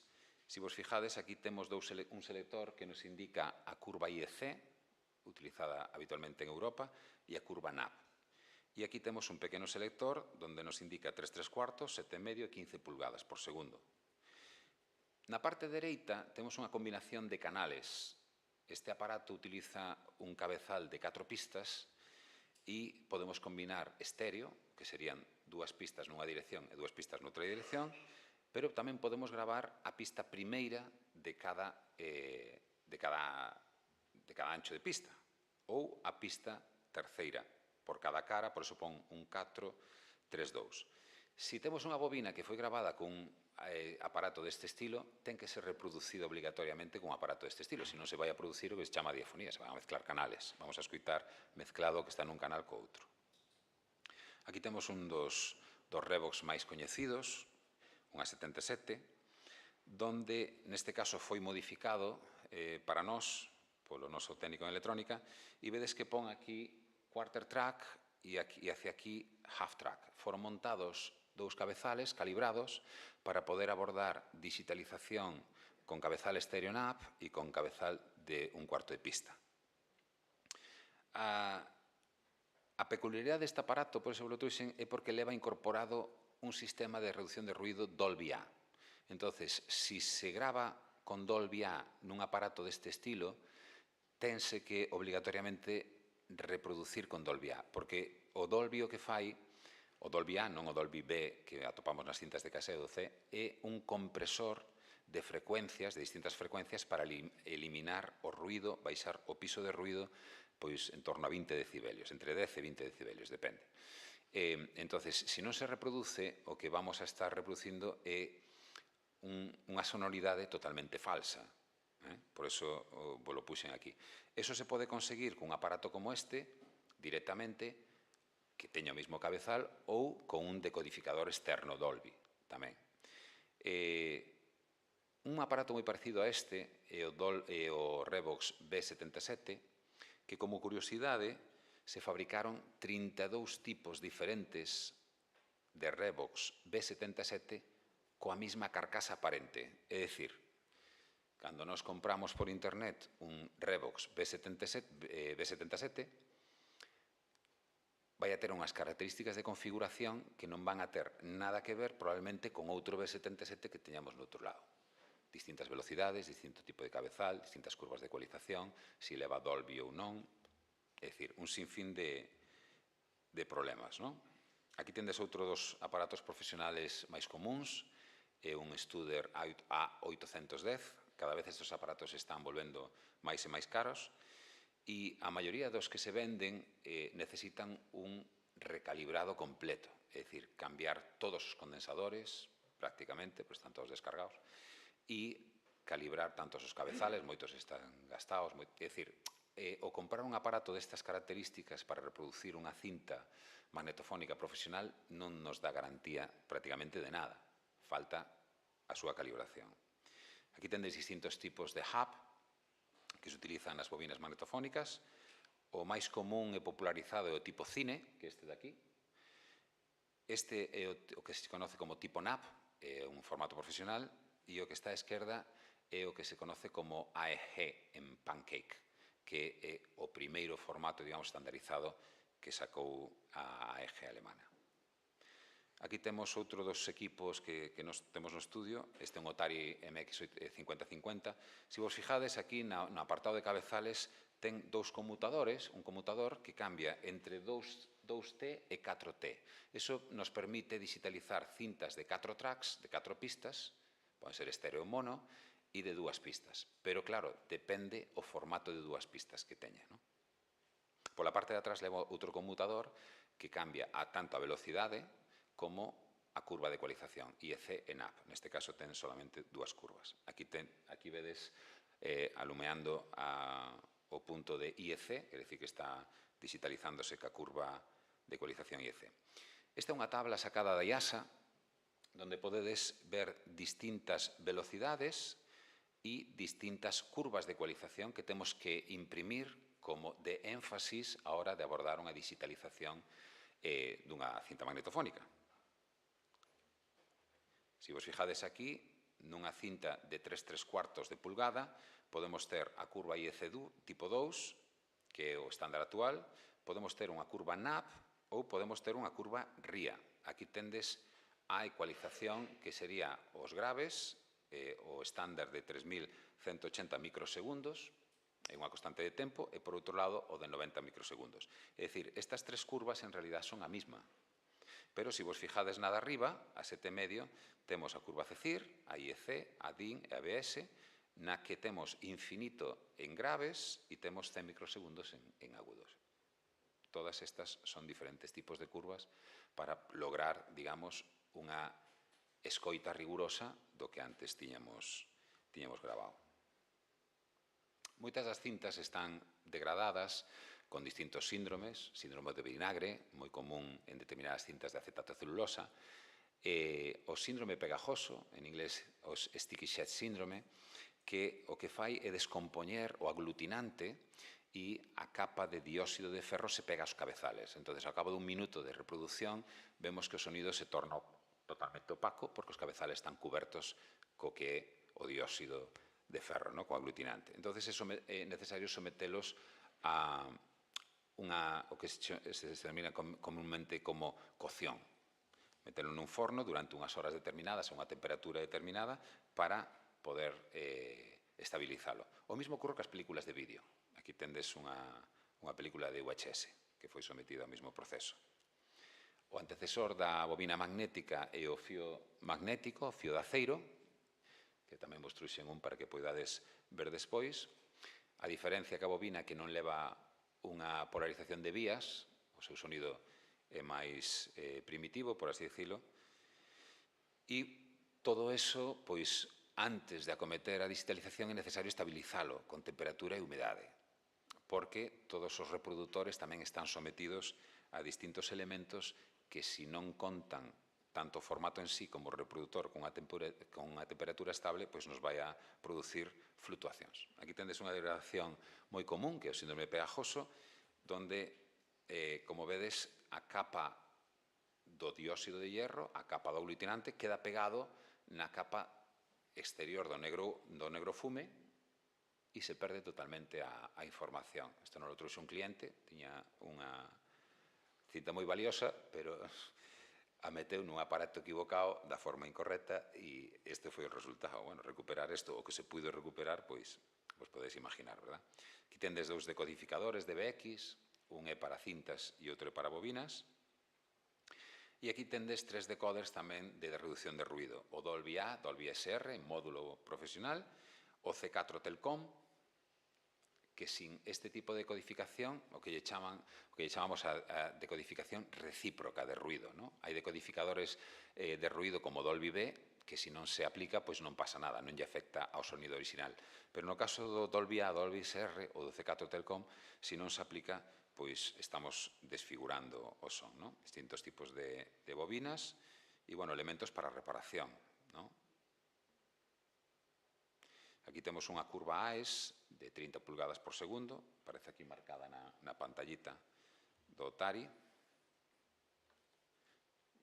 E xa por último, brevemente, falar así un pouco por encima das casetes de audio, ¿no?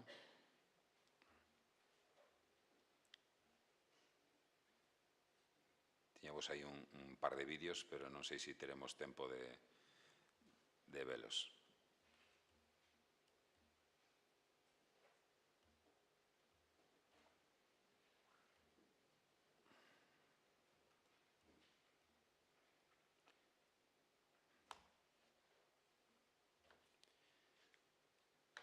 Bueno, nós traballamos 34 tipos distintos de cintas de casete de audio. A máis común é a casete compacta. E dentro da casete compacta, a min gustaríame ter unha especial atención sobre dous sistemas tamén de reducción do ruido recíprocos que, se non se aplican, pois lle pasa igual que o Dolby, non? Que son o Hi-Com del Telefunken, patenta por Telefunken, e o Adres de Toshiba. Estas son casetes que se leva incorporado, entonces se unha casete foi grabada con ese decoder, con ese encoder, mellor dito, e non se reproduce con ese decoder, pois o son que vai a resultar pois tamén vai a estar falsificado. Dentro dos parámetros que temos que ter un pouco consideración a hora de digitalizar é coñecer os datos técnicos do equipo que empregamos. Por qué? Porque, como vades saber, en función do tipo de aparato que necesita ser calibrado con regularidade, o sea, unha pletina de cassette ten que ser calibrada con cinta de tonos, revisar os condensadores, revisar a salida de audio, revisar que os canales están en base a referencia que nos dá o fabricante, pois todo o que salga de aí vai estar falseado, obviamente, non? Entonces, se nos temos unha grabación dun cantante e a nosa pletina está fora de pitch, pois esa voz vai a sonar ou máis acelerada ou máis lánguida, non? Entonces, non é a voz, digamos, orixinal que foi gravada no seu momento. Tampouco sabemos se no seu momento o aparato co que foi grabado estaba calibrado. Pero nós, como técnicos en digitalización, deberemos ser o máis rigurosos posibles. Aquí tendes as características dun reproductor profesional.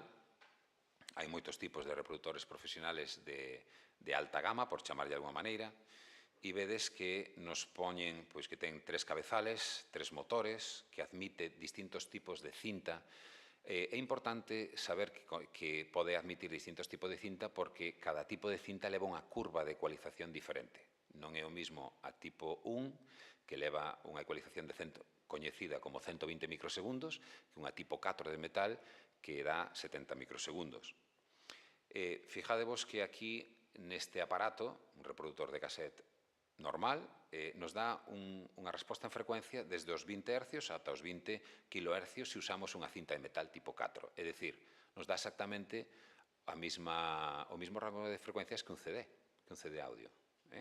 Hai aparatos como os Nakamichi que exceden eso. O sea, podemos chegar hasta os 30 kHz en agudos. Nos dá unha señal, un ratio de señal de ruido, unha relación señal-ruido, de 75 decibelios se aplicamos un Dolby C. E ten unha distorsión de bow and flutter de 0,038, é dicir, unha máquina con unha precisión asombrosa. Claro, se cando vamos a reproducir a máquina que temos só dá en resposta de agudos 14 kHz, algo moi común, se a temos dun xeito que non está calibrada, se está descalibrada, e se a grabación que nos ceden para digitalizar pois é unha cinta Nakamichi ZX, por exemplo, pois estamos perdendo un montón de información. Se aínda por riba nos dá unha cinta pois gravada con un Telefunken Hi-Com e o reproducimos pois nun aparello que non admite eso, pois o que estamos é doblemente falseando, é dicir, estamos acortando a resolución de frecuencia e, ademais, non estamos aplicando o decoder que temos que aplicar. Nalgo tan sinxelo como unha cinta de cassette, que parece que non ten ningún tipo de dificultad. E, por último, un pouco falarvos xa brevemente, porque creo que estou fora de tempo totalmente, do que son os elementos da reducción de ruido. Cando facemos unha copia inicial do arquivo que gravamos, o que chamamos a copia de arquivo, se debe de preservar tal cual está. Anotar os datos técnicos que vos mostrei antes, en maior ou menor medida, e deixala íntegramente como está sin manipular. Pero logo necesitamos unha copia de acceso, de difusión. E esa copia necesita unha serie de edicións, de restauracións, unha nivelación, a veces nos encontramos que son grabacións nun solo canal mono, e para eso é necesario emplear elementos técnicos digitais que nos permita abordar todo eso. Eu vos trouxen aquí algúns elementos significativos moi coñecidos no mundo da digitalización, como é CEDAR, que é un dos mellores, por non decir o mellor, procesador de restauración de ruidos para audio, non? Preservando intacta o espectro de frecuencias, o rango dinámico, pero eliminando, sobre todo nos cilindros e nos discos, ese ruido tan molesto de clics, de cracks, de thumps, de rumble, de un montón de cousas, non? Por suposto, almacenaje. Hoxe en día se utilizan cámaras NAS, donde gravamos información nun equipo digitalizador e o podemos extraer no outro inmediatamente. E os conversores, e o cableado, obviamente, non? Sin isto, pois, non sería posible abordar. E xa para rematar, un minutiño solo dunha digitalización, neste caso dunha bobina, gravada por tamén un aparato moi estandarizado que é o Studer 807. Neste caso é unha versión que lle chaman Archivist, foi montado por técnicos da Studer en Canadá para nós, o compramos xa fai 15 anos, unha cousa así, a unha velocidade moi baixa, é unha velocidade de 3/4 pulgadas por segundo, e vades apreciar o que sería a digitalización tal cual e despois unha normalización a 0 dB cunha reducción de ruído do GIS, habitualmente que temos nas cintas, feita co CEDAR, para que vexades que o sonido sigue intacto, simplemente pois se nivela e se elimina ese molesto ruído, non? Que neste caso tampouco non é tan molesto.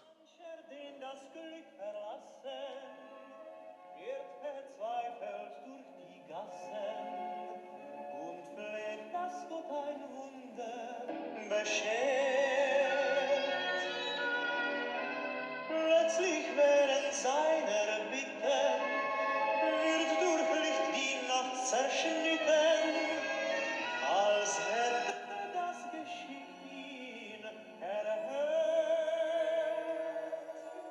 Ein Stern fällt vom Himmel, ein funkelnder Stern, bringt wie eine Botschaft von fern uns das große Glück.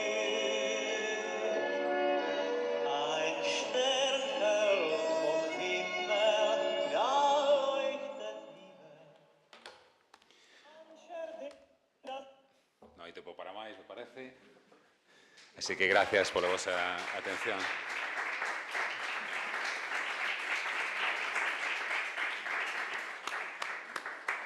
Bueno, grazas, José, por introducirnos neste mundo tan técnico, non? Indudablemente, pero eu creo que a vez apaixoante, sin dúbida, porque sin elo non sería posible falar de presente, e menos para o futuro.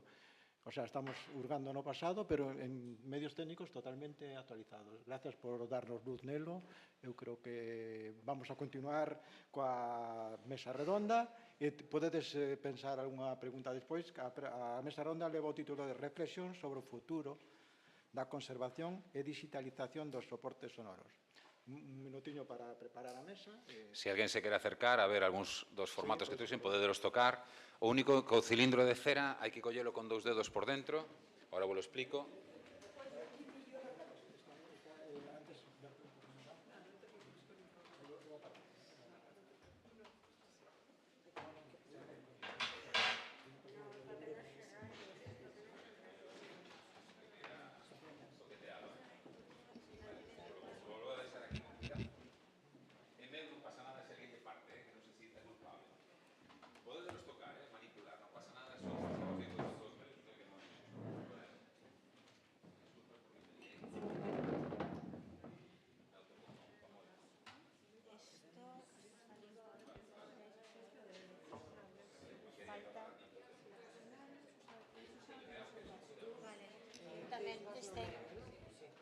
Bueno, digo eu, que no medio, ¿no?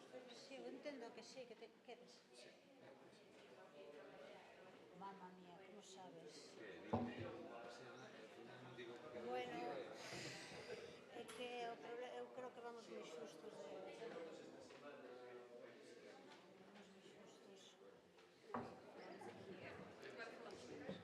Isto, eu non sei, isto está encendido. Sí, Susana aquí. Susana aquí. Bueno, a mí me tenéis que deixar leer esto. Esto no, ¿eh? Esto. Y como me voy a poner nerviosa, va a ser...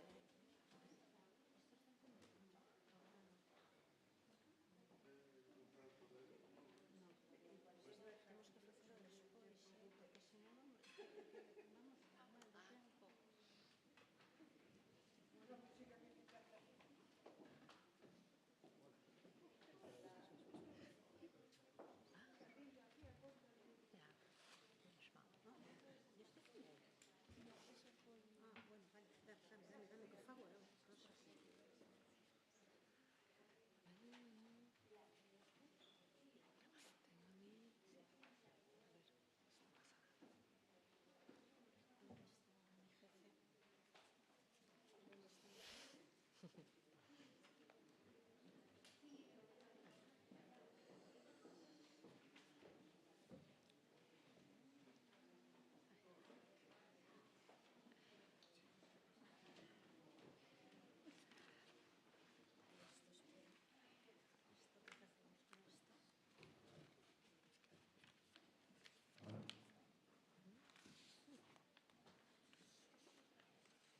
Non, sabe, agora esta xa non está moito fría, así podo ver un bocadinho. Así está ben. Que lindo, piquenias altas. Non está. Non está. Non, ainda non está. Non, porque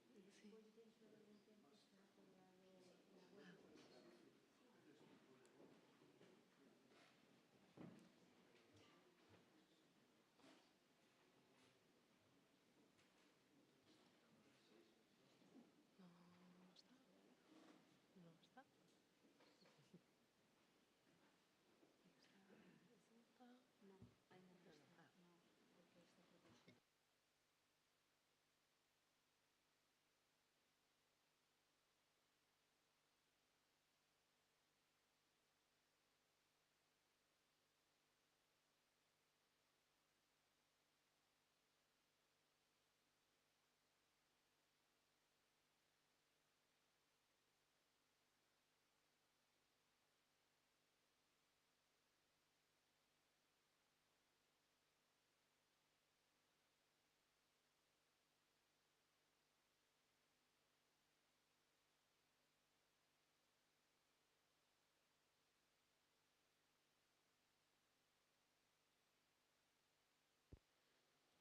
Sí, hola, boa tarde a todos e a todas. Seguimos coa xornada. Quero, ante todo, felicitarvos tanto a José como a Susana Belchior. Eu estou francamente abraiada por tantísima información, unha información sabia, erudita e absolutamente necesaria para o Arquivo Sonoro de Galicia. E tamén quero agradecer, antes de nada, a Alejo Amoedo, o director do Arquivo Sonoro, e a Comisión Executiva do Consello da Cultura Galega, que considerase que se celebrase esta xornada. Ata agora, levamos xa bastantes anos do Arquivo Sonoro de Galicia, ata agora sempre abordamos temas, xa o dixo anteriormente Alejo, sempre temas relacionados cos contidos dos documentos sonoros, pero nunca abordamos o que eran aspectos técnicos e creo que nos facía moita falta. É certo, eu son a primeira, que moitas das cousas que dixestedes non me enterei de nada, pero espero aprender e digo porque agora xa sei que cando levas as lousas xa sei que fas con elas. Ben, dito isto, bueno, a eles xa os coñecedes, polo tanto, seguimos.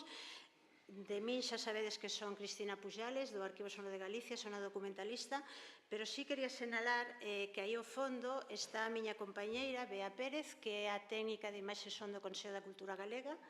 Non traballa a tempo completo porque fai moitas máis cousas no Consello, pero sí que gran parte do material sonoro que temos no Arquivo Sonoro de Galicia está digitalizado por ela. Polo tanto, creo que é público recoñecelo. Antes de abrir o turno de palabra, porque en realidad isto non queremos que sexa unha mesa redonda, o que queremos é que sexa un tempo, xa vamos escasos, pero un tempo para que vos, sobre todo, nos trasladedes preguntas e suxestións. Nós temos preparadas algunhas, pero se veñen de vos, moitísimo mellor. Pero dicía, antes de darvos o turno de palabra, tedesme que deixar 5 minutos. 5 minutos para que xustifique de algún modo, se fose máis necesario, pero creo que non, pero bueno, vou xustificalo, con un par de fragmentos que vou ler. Ben, son así, que saibades que en 1980 a 21ª Conferencia Xeral da UNESCO recoñeceu os documentos audiovisuais como patrimonio da humanidade. 1980, tampouco hai tantos anos. E di así, os arquivos audiovisuais son un legado para o futuro, posto que grazas a eles temos sido capaces de deixar un rexistro real, permanente e tanxible para o análise e a valoración das futuras xeracións. Isto é un texto da UNESCO. No 2003 celébrase a Convención para a Salvagarda do Patrimonio Cultural Inmaterial, tamén celebrada pola UNESCO, e aí xa fala especificamente de sons. Fala de lingua, lóxicamente, fala de música tradicional, fala de expresións orais, fala de tradicións orais, fala de sons de oficios, etc.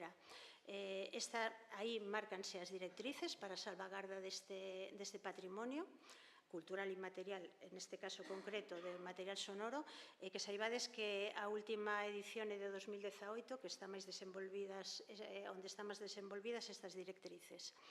Ben, outro testiño máis. Sabedes, supoño que a IASA, Asociación Internacional de Archivos Sonoros e Audiovisuales, ten unha publicación que se titula, cuyo título é A salvagarda do patrimonio audiovisual, ética, principios e estrategia de preservación, que saibades que esta publicación, que se chama TC03 cuarta edición, publicada no 2017, está agora mesmo descargable, pódese baixar na páxina directamente da páxina da IASA, non fai falta ser socio, está traducida ao castelán, ao español, eu diría castelán, pero bueno, como os meus compañeros da EDOM van se enfadar, dicimos español. O español, e que saibades que está traducida pola Comisión de Sonoros, la Comisión de Sonoros de AEDOM. E aproveito, porque non sei se terei alguna vez outra oportunidade, para agradecer a súa xenerosidade profesional e a súa xenerosidade humana. Eles son, aí están concentrados os que saben de patrimonio sonoro do Estado español, e a eles hai sempre que acudir cando temos algún problema. Dicía que nesta publicación, o TC03 cuarta edición, publicado no 2017, o punto 0 habla de consideracións éticas. E di así, a preservación permítenos facer chegar aos nosos sucesores a máxima información contida nos nosos fondos que poida alcanzarse no noso ámbito profesional actual. É responsabilidade dun arquivo avaliar as necesidades dos seus usuarios actuais e anticipar na medida do posible as necesidades dos usuarios futuros, axustando ao mesmo tempo as circunstancias do arquivo e dos seus contidos a esas necesidades. Se vos fixades, tanto no primeiro texto da UNESCO como neste da IASA, estamos sempre falando de memoria. E se falamos de memoria, falamos de identidade. En este caso, de identidade galega. E isto quería chegar ata aquí para que entendades por que no Consello da Cultura Galega se desenvolve o proxecto do Arquivo Sonoro de Galicia. O Consello da Cultura Galega, non vou explicarvos o que é, porque, en fin, sería moi longo e non temos tempo. O Consello da Cultura Galega creouse en 1983 e os obxectivos que ten de traballo sempre son en prol da cultura galega, en defensa dos valores culturais de Galicia, por lo tanto, na nosa identidade. Entón, como non podía ser de outro xeito, a principios dos 90, unha persoa, Afonso Vázquez Monxardín, petou a porta desta casa para ver se aquí se podía desenvolver o proxecto. O Consello da Cultura Galega, que sempre está moi atento aos proxectos que considera que traballan para revalorizar os nosos sinais de identidade, dixo que sí. E entón, a partir de aí, foise desenvolvendo pouco a pouco o Arquivo Sonoro de Galicia. Nos inicios, estou rematando, nos inicios, sobre todo, adicaron, porque eu non estaba, a recompilar moitísimo material, recompilouse moito material, estou falando agora de fondos inéditos, de Arquivo da Palabra, recompilouse moito material na emigración, trouxose o material de Dorote Xúbar ao Consello da Cultura Galega nos anos 90, e ata hoxe foise collendo daqui e alá, pedindo moito, facendo unha gran chamada para que viñese material, ata a semana pasada que entrou unha colección moi interesante, temos que escoitala, pero xa de principio moi interesante, é unha doazón de Suso de Toro sobre grabacións con políticos nacionalistas galegos da actualidade. Entón, dicíavos isto e tamén quero aproveitar e falo en nome, neste caso, do meu director, Alejo Amoedo, para reiterar o noso agradecemento a todas as institucións, a todos os particulares, a todas as fundacións que ven no Arquivo Sonoro de Galicia do Consello da Cultura Galega un lugar para preservar a memoria, polo tanto, a nosa identidade, os nosos valores culturais, para revalorizalos e para fortalecelos. Ben, dito todo isto, agora sí que xa nos imos a centrar en vos, nos que queirades facer preguntas, e entenderedes por que Susana e José están aquí connosco, porque os chamamos.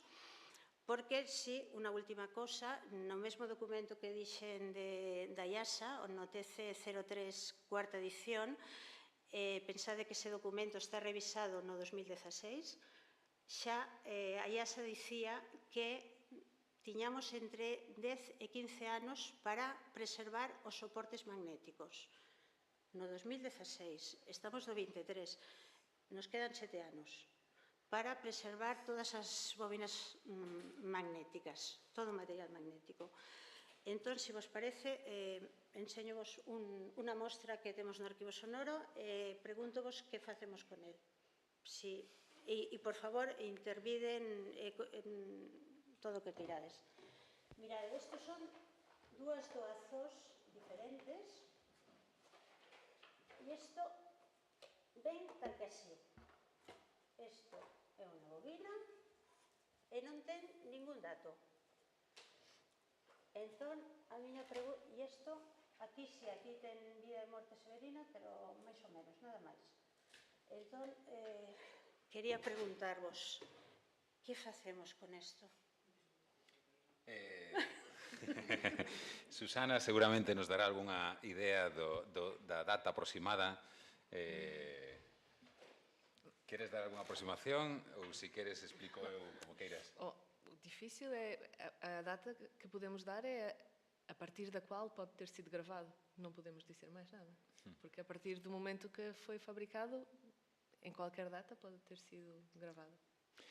Efectivamente, bueno, se a nós nos chegan unha bobina deste estilo, hai algúns datos que a simple vista se poden percibir, non? Neste caso, non é a primeira vez que a vexo, É dicir, isto é unha bobina destinada ao mercado doméstico, é dicir, probablemente a súa velocidade non supere os 7,5 pulgadas por segundo, o cal xa nos dice moito, porque nos dice que seguramente non foi gravada con un magnetófono profesional, nin a 15, probablemente, nin a 30 pulgadas por segundo. Entonces, vamos a reducir xa moitos parámetros. Despois, a simple vista non aparenta ter fungos, pero sí que se aprecia na parte traseira un color negro. Isto é unha composición que VAS, neste caso, desarrollou nos últimos anos da produción deste tipo de bobina para o mercado doméstico. Estamos falando dunha cinta de altas vías que produce, o sea, que ten a capacidade de ser gravada con un alto flujo magnético, probablemente a 320 nanowebers, o cal nos indica de que si foi gravada por un aparato con certa calidade, vamos a decir un Revox, pois seguramente o son que temos aquí é bastante bo. O cal tamén nos reduce para determinar o tipo de cabezal que foi usado e o tipo de curva de ecualización que debemos de imprimir. A súa composición non acetato, porque non deixa pasar a luz, entonces, ao ter o negro humo, seguramente pode ter algunha degradación ou pequena degradación de tipo síndrome pegajoso, o cal, por precaución, deberíamos de estabilizar nunha cámara antes de empregar. E, como non temos máis datos, necesitamos determinar o tipo de ancho de pista que foi grabado, ¿no? Entonces, para eso, pois hai moitísimas combinacións de pistas, ¿no? Como vos ensinei antes. Podría estar grabado full track, é dicir, unha pista todo corrido. Podemos ter dúas pistas, pero half track, é dicir, en mono, un canal hacia un lado, lle damos a volta a outro canal hacia outro. Pode ser unha pista estéreo, ou sea, unha grabación estéreo, en dúas pistas no mesmo sentido, sería isto de aquí. Pode ser como as casetes compactas habituales de audio, é dicir, estéreo hacia un lado, lle damos a volta, estéreo hacia outro lado, ou pode haber unha combinación de 4 pistas diferentes. Antes vos ensinei un aparato Philips que poñía combinación de pistas 1-4. O normal sería combinación de pistas como aparece aquí, 1-3, ¿no? O sea, sería a pista... Está congelado. A pista 1 e a pista 3, pero podría ser que grabasen na pista 1 solamente e aquí haxa outra cousa. Entonces, eso nos vai a... o sea, con esta información sola non podemos determinar o que hai. Entonces, para eso nos servimos dun aparatiño que se chama un visor magnético, que hoxe en día hai moitos tipos deles. Nós temos un pequeno vídeo que a Casa Arnold, o propio fabricante, utiliza comercialmente, nos pediron permiso e nos encantados, que é isto que temos aquí. O que nos fai o visor magnético é determinar o tipo de track e o ancho. Entonces, en función do ancho de track e o gap que existe entre track e track, pois podemos determinar o cabezal co que foi grabado. E unha vez que sabemos o cabezal co que foi grabado, sabemos casi seguro a curva ca que foi grabada, a curva de ecualización ca que foi grabada. Bueno, o vídeo fixen en inglés porque traballamos moito tamén para o estranxeiro e aínda que é un vídeo doméstico para que se vexa, pois eso, sin ningún tipo de trampa, a mí me gusta decir, pois se vai apreciar o tipo de tracks que temos aquí. Non se ve moi ben, pero se vos fixades, aquí temos un canal, se ve como medio arrugadillo, vou intentar ampliarlo un pouquiño, a ver se son capaz. Bueno, máis se non dá, pero non sei se ven por aquí a imprimación magnética, despois hai aquí como un pequeno espacio e aquí hai outra imprimación magnética. Entonces, con toda seguridade, podemos decir que foi grabado con un cabezal NAP, tipo NAP, que ten un espacio de 2 milímetros de gap entre pistas. Como foron esas pistas grabadas? Pois poden ser estéreo, ou pode ser mono un hacia un lado, outro hacia outro. Pero sabendo o cabezal, sabemos o tipo de reproductor que utilizaba ese cabezal. Sobre todo se nos dicen a velocidade. Se a velocidade foi grabada a 7,5, xa reducimos a dúas curvas. A NAP, o estándar NAP americano, ou o estándar IEC europeo. No caso de que teñamos dúdas, entendemos que esta cinta foi grabada en Europa, polo tanto, creemos que sería lóxico utilizar unha curva IEC ou CECIR europea, pero, en todo caso, como non o sabemos a ciencia cierta, o deixamos registrado. A nosa digitalización para esta bobina, imaginadevos que esta bobina é a que vemos aquí, pois terá unha velocidade de 7,5 pulgadas por segundo, vamos a determinala unha vez que a escoitemos. Utilizamos un cabezal NAP con un gap de 2 milímetros, unha curva de ecualización CECIR e foi tratada nunha cámara de estabilización por precaución ante un posible síndrome pegajoso. E con eso pois conseguimos un sonido, penso que bastante acertado para algo que descoñecemos totalmente. Logo, tenemos que ter en consideración, por suposto, que o magnetófono que nos utilicemos este calibrado correctamente cunha cinta de tonos, que a súa velocidade sea exacta do que aparece aí, e o técnico terá que ter a previsión de determinar si foi empleado un decoder tipo Dolby ou non. Auditivamente eso se aprecia claramente. É algo moi obvio. Si foi utilizado Dolby e o reproducimos sin ese decodificador, pois nos vai a sonar moi raro, moi mal. Un técnico mínimamente experimentado vai a determinar rapidamente. Podemos decir que ao mellor foi utilizado Dolby A e non foi tal Dolby A, foi un DBX ou un C4. Teríamos que probar para determinar cal foi. En todo caso, o que usemos, temos o que deixar registrado, para que, se eso non foi verdad, utilicemos a copia de arquivo original e o podamos decodificar. Se podría facer. Nun futuro, vai. Uma coisa que gostaria de acrescentar é que as cintas magnéticas foram usadas como cópias de segurança para gravações mais antigas. Então, podemos ter aqui uma cópia que agora seja uma gravação que já não existe, ou que seja uma cópia de algum disco de lousa mais antigo, porque se utilizaram as cintas magnéticas para fazer cópias de seguridade. Complementando un pouco eso... Sí. Sí, por suposto, claro. Sí. Sí. Facémolo, normalmente o que pasa que, bueno, agora non, tes toda a razón, pero sí que, de feito, bueno, quen visitou o arquivo sonoro sabe que sí que utilizou guantes. As cintas magnéticas non se debe de tocar o que é a película magnética. O que é a carcasa non ten ningún problema, se pode manipular totalmente cas mans, sin problema ningún. O sea, o que é a película non se debe manipular, pero normalmente non se manipula. É dicir, non se toca a película, non sufriría ningún tipo de dano de ninguna clase. Vos quería compartir esta páxina dun técnico experimentado en digitalización de bobinas. El traballa especificamente con bobina magnetofónica, ten unha páxina moi interesante que se chama SoundFun, é italiano, e ten unhas imágenes moi representativas de diferentes tipos de cabezales, pois desde un cabezal mono, full track, se vos fijades, o cabezal imprime todo o ancho da banda, neste caso estamos falando de bandas de 1/4 de pulgada, porque as bobinas magnetofónicas poden vir nun 1/8 de pulgada, nun 1/4 de pulgada, en media pulgada, nunha pulgada e en 2 pulgadas. Normalmente, 1 e 2 pulgadas son grabacións multipistas, con 16 ou 24 canales. As grabacións en media pulgada poden ser estéreo, master recordings, ou pode ser tamén multipistas. Nós traballamos especificamente con grabacións dun 1/4 de pulgada. É un campo xa tremendamente amplio. As grabacións multipistas necesitan ser reproducidas no mismo multipistas que foron grabada, no mismo tipo de multipistas. Non son intercambiables, porque cada fabricante ten a súa combinación de pistas e os seus axustes de grabación específicos, se se utilizou DBX, debe ser utilizado da mesma forma que foi codificado, senón, pois, o resultado vai a ser falseado.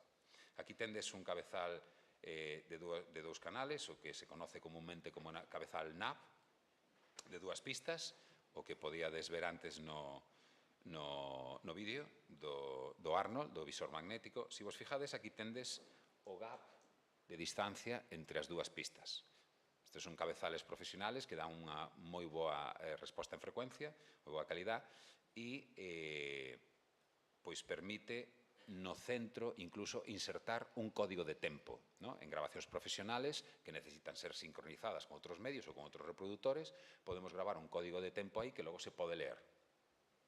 E aquí tendes grabacións, cabezales, tipo butterfly, tipo mariposa, aquí con un pequeno gap de 0,75 milímetros, aquí o patentado por Telefunken, e de Telefunken con 2 milímetros de gap.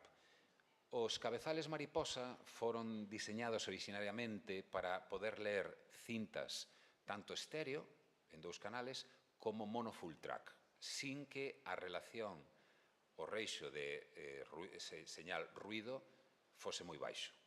Por eso se emplean este tipo de cabezales, sobre todo empleo a BBC inglesa. E aquí, por último, tendes un cabezal tipo de 4 pistas.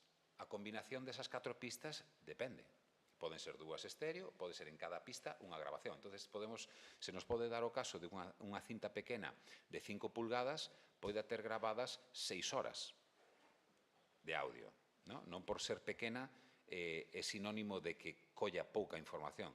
Se foi grabada a 15/16 de velocidade de pulgadas por segundo con 4 pistas, en cada pista foi grabada unha información, pois polas dúas caras, con pistas asimétricas, podemos ter horas e horas de grabación. Se non utilizamos o cabezal correcto, o que vamos a escoitar o que está grabado na outra pista, na mesma pista. E estos serían os cabezales multipistas. Boa tarde. Espera, Paco, que che dan... Sí, gracias. Gracias, boa tarde. En primeiro lugar, parabéns para Susana, para José, por esas intervencións realmente extraordinarias. Ahora ben, voume quedar con as palabras de Cristina ahora ao remate, na súa intervención, cando falaba desa importancia, e quero suliñar a palabra documentos sonoros. Cando falo, por exemplo, simplemente da voz humana. Anda a circular e, ademais, profusamente a voz de Castelao, de fai algúns anos, alá no Uruguai, etc. A miña pregunta vai en doble sentido. Cal é o valor dunha voz que se recupera? Que se recupere tal cual existe esa grabación ou que se eliminen ruídos e, por lo tanto, distorsiónase. Eso en primeiro lugar. E en segundo lugar, e xa falou xenéricamente, estás a falar moito da compresión sonora, o sonido MP3, etc., etc., que iso desvirtúa, parece ser, os sons realmente extraordinarios que se graban en cintas, velocidades lentas, etc., etc.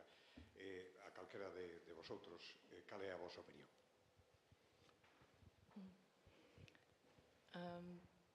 Creio que para arquivo o que deve ficar é a digitalização sem processamento. Depois, todos os processamentos que se fazem para escutar melhor vão ser cópias de acesso. Então, para arquivo sempre se deve ter a gama mais ampla que a tecnologia permita ter, porque mais tarde podemos descobrir coisas que não estávamos buscando. Sí,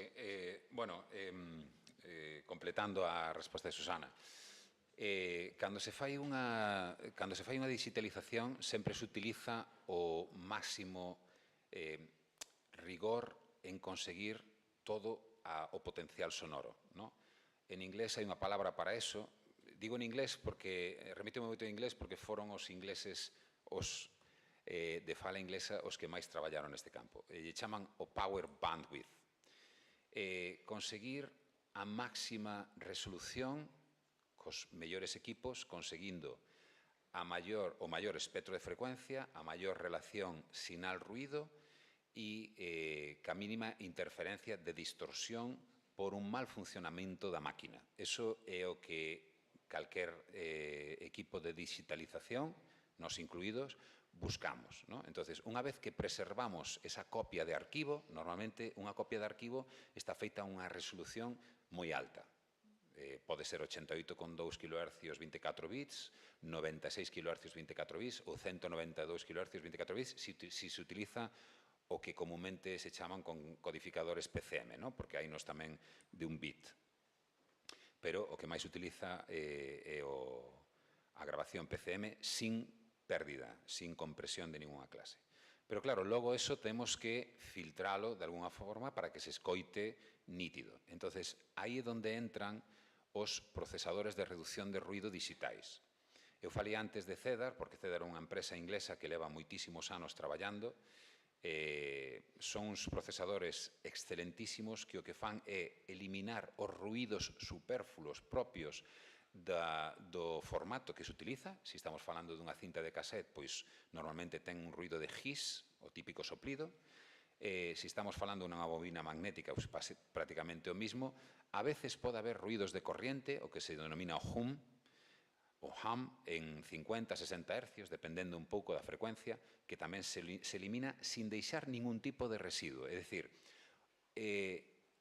non afecta a ningunha das frecuencias audibles dentro da grabación. Hai moitos outros procesadores que sí afectan e crean artefactos, digamos, impropios do sonido, non? Pero, se se fai ben, se elimina hasta tal punto que non toque ningún elemento do espectro audible desas frecuencias. É dicir, a voz sonará limpa, o máis limpa posible, pero sin alterar as súas características que, escoitando a copia de arquivo e escoitando a copia de acceso, a copia de difusión, haxe unha diferencia. Non pode existir esa diferencia. En canto á difusión, se se usan medios de compresión ou non, un estándar que se utiliza é o CD audio, o audio grabado en PCM a 44,1 kHz e 16 bits, que é o estándar CD, que non leva ningún tipo de compresión. E logo sobre eso, habitualmente se fai unha copia nun formato, digamos, de baixo peso, que pode ser con compresión ou sin compresión. En todo caso, MP3, que é un estándar ampliamente utilizado en todos os aparatos, se pode reproducir nun teléfono móvil, nun televisor, nun ordenador, prácticamente en calquera lado, en función do bitrate que leve esa compresión, a diferencia é absolutamente inapreciable, incluso polos oídos máis exixentes. Non é o mismo escoitar un MP3. Hai outros códecs que son de baixo peso e que non teñen compresión tampouco, que tamén se poden utilizar, pero estamos limitados a que poden funcionar nun ordenador, pero non nun televisor, ou poden funcionar. En todo caso, se escoitamos un audio, e son probas que se poden facer obxectivamente calquera na casa, con auriculares, con equipo de sonido medianamente profesional ou serio, se nos collemos unha grabación de audio en calidad de audio en 44,1, 16 bits, que é a típica de difusión, e extraemos ese mismo audio en baixo peso en MP3 a 320 kHz por segundo, eu me atrevería a decir que non hai oído na Terra que sea capaz de distinguilo. Dicen que hai, pois eso, xente moi... Pero, bueno, estamos falando dun porcentaxe da población mínimo. Que ocorre ca copia de MP3? Pois que é moi fácil difundila. Non podemos ter un arquivo de 20 megas dun track de audio para subir a internet. Hoxe día sabemos que internet é un pouco o centro, hub de todo este tipo de coñecemento, porque atascaríamos directamente todos os servidores, non? A nube, o que falaba antes Susana sobre a cloud, non? Nun formato comprimido ou de baixo peso, hai moitos códecs, algúns son, claro, de autoría propietaria, por lo tanto, habría que pagar para ese uso, por eso moitos sistemas non o utilizan. A diferencia é absolutamente imperceptible. Si, por outro lado, utilizamos unha compresión moi alta, se usamos un bitrate, por exemplo, de 114 kilobits por segundo, obviamente sí que se nota a diferencia, ¿no? Pero utilizando unha compresión moi baixa, a diferencia en sonido é imperceptible polo 99,9% da población mundial. Sempre hai xente que ten, pois eso, unha capacidade innata para percibir eso, pero é absolutamente inapreciable. En cambio, o beneficio é moi alto, porque se permite unha difusión en prácticamente calquera medio. Con isto eu non defendo que se utilice un códec ou outro, pero obviamente para difundilo, tanto a nivel institucional como a nivel doméstico, pois necesitamos un medio que sea, digamos, económico. Se non abordar unha digitalización sería costosísima a todos os niveles. Entonces, eu penso que hoxe en día temos medios. Antiguamente, os parámetros que se utilizaban, pois, ao mellor, non eran os máis idóneos, tamén polas limitacións técnicas que había naquele momento. Pero hoxe en día, escoitar un audio sin compresión ou escoitalo nun códec de baixo peso ou cunha compresión moi baixa, por exemplo, en MP3, que é un códec universalmente coñecido, igual que o MP4 en vídeo, co códec H264, pois a diferencia é imperceptible. E de verdad que invito a calquera a que o faga na casa. Hai compresores que se poden descargar gratuitamente e veredes que cos mellores auriculares do mundo é inapreciable. Con isto non me quero meter en camisas de 11 varas, que hai xente que defende, que non defende eso. Simplemente que a nivel de rentabilidade, digamos, económica, de facer algo ben feito e práctico, porque a copia de arquivos sempre vai estar aí, non? Eso sempre o vamos a ter aí. Pero a copia de difusión necesitamos que sea asequible e que non lastre a ningunha institución nin a ningún particular que queira abordar o tema.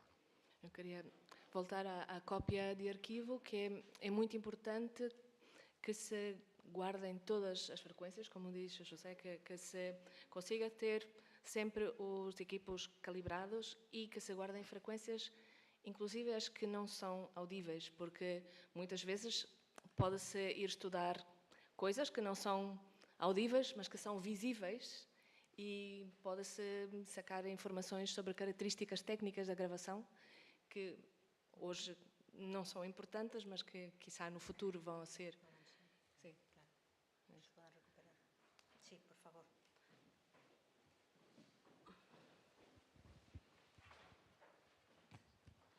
Hola, boa tarde, Mira. Poderías explicar como funciona o Arquivo Sonoro de Galicia en canto á regulación de doazóns e a utilización do material que se garda ali? Bueno, sí, moi brevemente, porque é un tema moito máis amplo.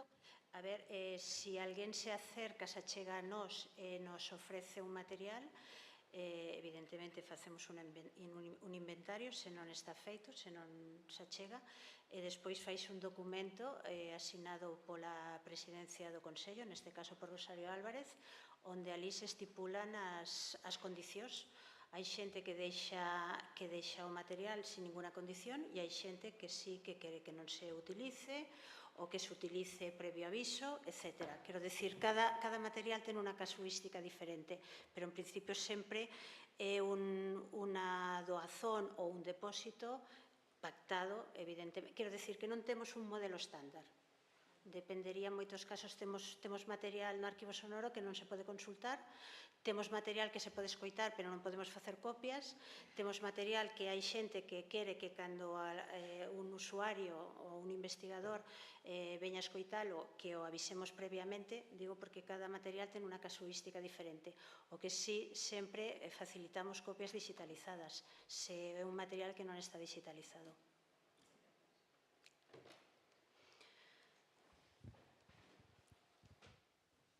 Boas tardes a todos e a todas. Antes de nada, parabéns, Susana. Moito obrigado por compartillar connosco toda esa información maravillosa. Eu quería plantear unha pregunta unha problemática que estou tendo para José. Estou sacando, digamos, lecturas dos promedios RMS dunhas cintas magnetofónicas e me están dando valores moi dispares entre o canal dereito e o canal izquierdo. Eso é debido ao mal calibrado do magnetofón ou é, digamos, un erro de grabación de mala colocación de microfonía ou calquer outro tipo de erro? Dices en cintas de cassette, non? No, cintas magnetofónicas. Cintas magnetofónicas, vale. Vamos a ver, os magnetófonos profesionales se descalibran con certa rapidez.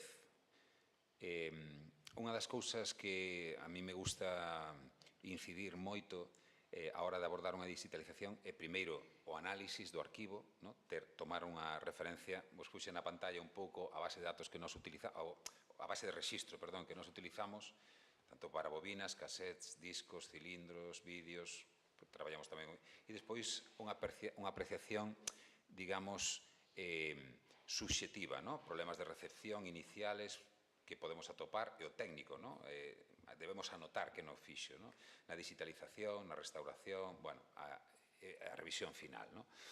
Que ocurre? Que esta, digamos, estos datos se refiren á parte de traballo técnica, unha vez que xa está todo listo para traballar, pero nos queda a parte de clasificar, analizar, limpar, establecer unha base sólida para decir, temos que utilizar este aparato. E logo, claro, damos por sentado que ese aparato está perfecto. E iso non é verdad. É dicir, nós cando abordamos unha digitalización de discos, os nosos platos necesitan ser calibrados. Levan por atrás un variador, temos que poñer un disco estroboscópico e temos que calibralo. Calibramos en diferentes velocidades, normalmente 16, 33, 78 e 90, se non lembro mal. hai unha serie de velocidades que hai que calibrar. E o resto son variacións sobre esas. É un conmutador que ten o plato para variar eso. Nos magnetófonos ocorre exactamente igual. Hai unhas cintas de tonos en función do magnetófono e do tipo de pista que leva, do tipo de cabezal que leva. Hai unha empresa que se chama MLR, que fabrica unhas cintas de tonos para calibrar esos magnetófonos. Entonces, nos dá un tono de salida a unha resposta de frecuencia. Vamos a imaginar que poñemos 0 dB a unha referencia de máis 4 dBV. Falamos de 0 dB analóxicos, verdade? 0 dB analóxicos, claro. Entonces, nós temos que, cando poñemos a cinta, os búmetros teñen que estar en 0 dB. Normalmente, os reproductores profesionales teñen os búmetros e teñen uns variadores. Podemos poñelos a 0 dB, a menos 10 ou a menos 20, según o fluxo que este grabado para ver o nivel de pico ou RMS.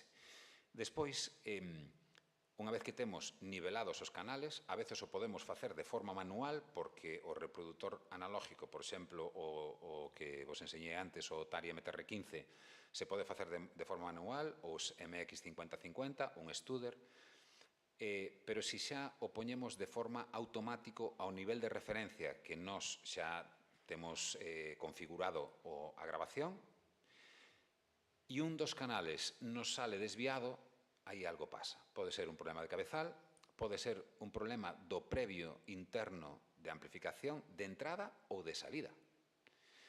Si temos problemas con eso, seguramente teremos problemas cas propias frecuencias. Entonces, habrá probablemente problemas cos condensadores, habrá que cambialos, cos cabezales, con infinidad de elementos que influyen nesa digitalización. Entonces, hai que calibralo, non queda outra. E unha vez que o temos calibrado, metemos a cinta de tonos e veremos como irán os dous canales ao mesmo momento. Se o aparato temos calibrado e cando reproducimos a cinta, un dos canales sona máis que o outro, temos que desconfiar do segundo factor, que é que o cabezal que estamos utilizando sexa un cabezal que non é o adecuado a esa cinta. Podemos estar digitalizando, por exemplo, con un cabezal estándar DIN, típico dos reproductores, por exemplo, Philips ou Grundy, e o podemos estar reproducindo mellor nun Revox. É que neste caso o Revox o B77. O B77, claro. Entonces, nos está comendo o cabezal, nos está leendo máis información dunha das bandas de audio que da outra. E iso é debido a que o cabezal e o aparato non é o adecuado para eso. E iso despois podemos facer un tratamento digital, verdad? Digamos un... Sí, pero a toma original xa estaría mal, claro. Xa non é adecuada. Logo, claro, si imaginemos que estamos utilizando o cabezal correcto, o equipo está correcto, a curva de ecualización é correcta, e na grabación o canal esquerdo nos sona con menos referencia RMS que o dereito. Claro, podemos correxilo na copia de difusión para que queden os dous nivelados e cando escoitemos, pois non nos sone máis o dereito. O que vamos, seguramente, eso sería, neste caso, un error de grabación, o sea, un error non, a grabación foi feita así, ben porque o aparato grabador estaba mal, ou ben porque se utilizaron dous micros e un estaba máis cerca da fuente de audio que a outra, non? Entón, unha vez que eso nivelamos, seguramente escoitaremos o piso de ruído do canal esquerdo moito máis alto. Entón, teremos que compensarlo de alguma forma. Vale, gracias. Sí, última pregunta, porque vamos... Sí. Hola, vos, perdón, bueno, pequena pregunta cativa.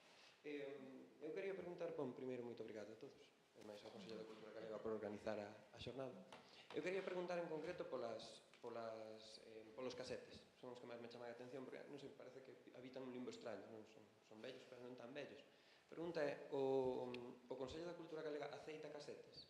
Acepta, sí, claro. Para digitalizar. En concreto, falo de casetes, por exemplo, que inclúen anuncios no tema da gaita, non? Música tradicional, pezas de música tradicional, claro, feitas con fins comerciais e tal, pero, claro, aceitanse todas sin distinción, podes discriminar? A ver, si o Arquivo Sonoro de Galicia en principio acepta todo o material que teña que ver con Galicia.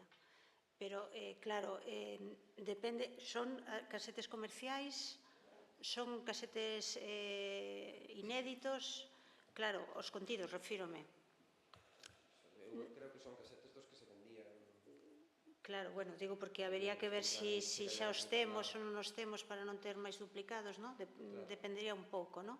Pero se queres un día falámolo, non? E miramos os contidos, por suposto, en principio sí, claro. Vale, vale. Perfecto, Moitas gracias. Alguna pregunta máis?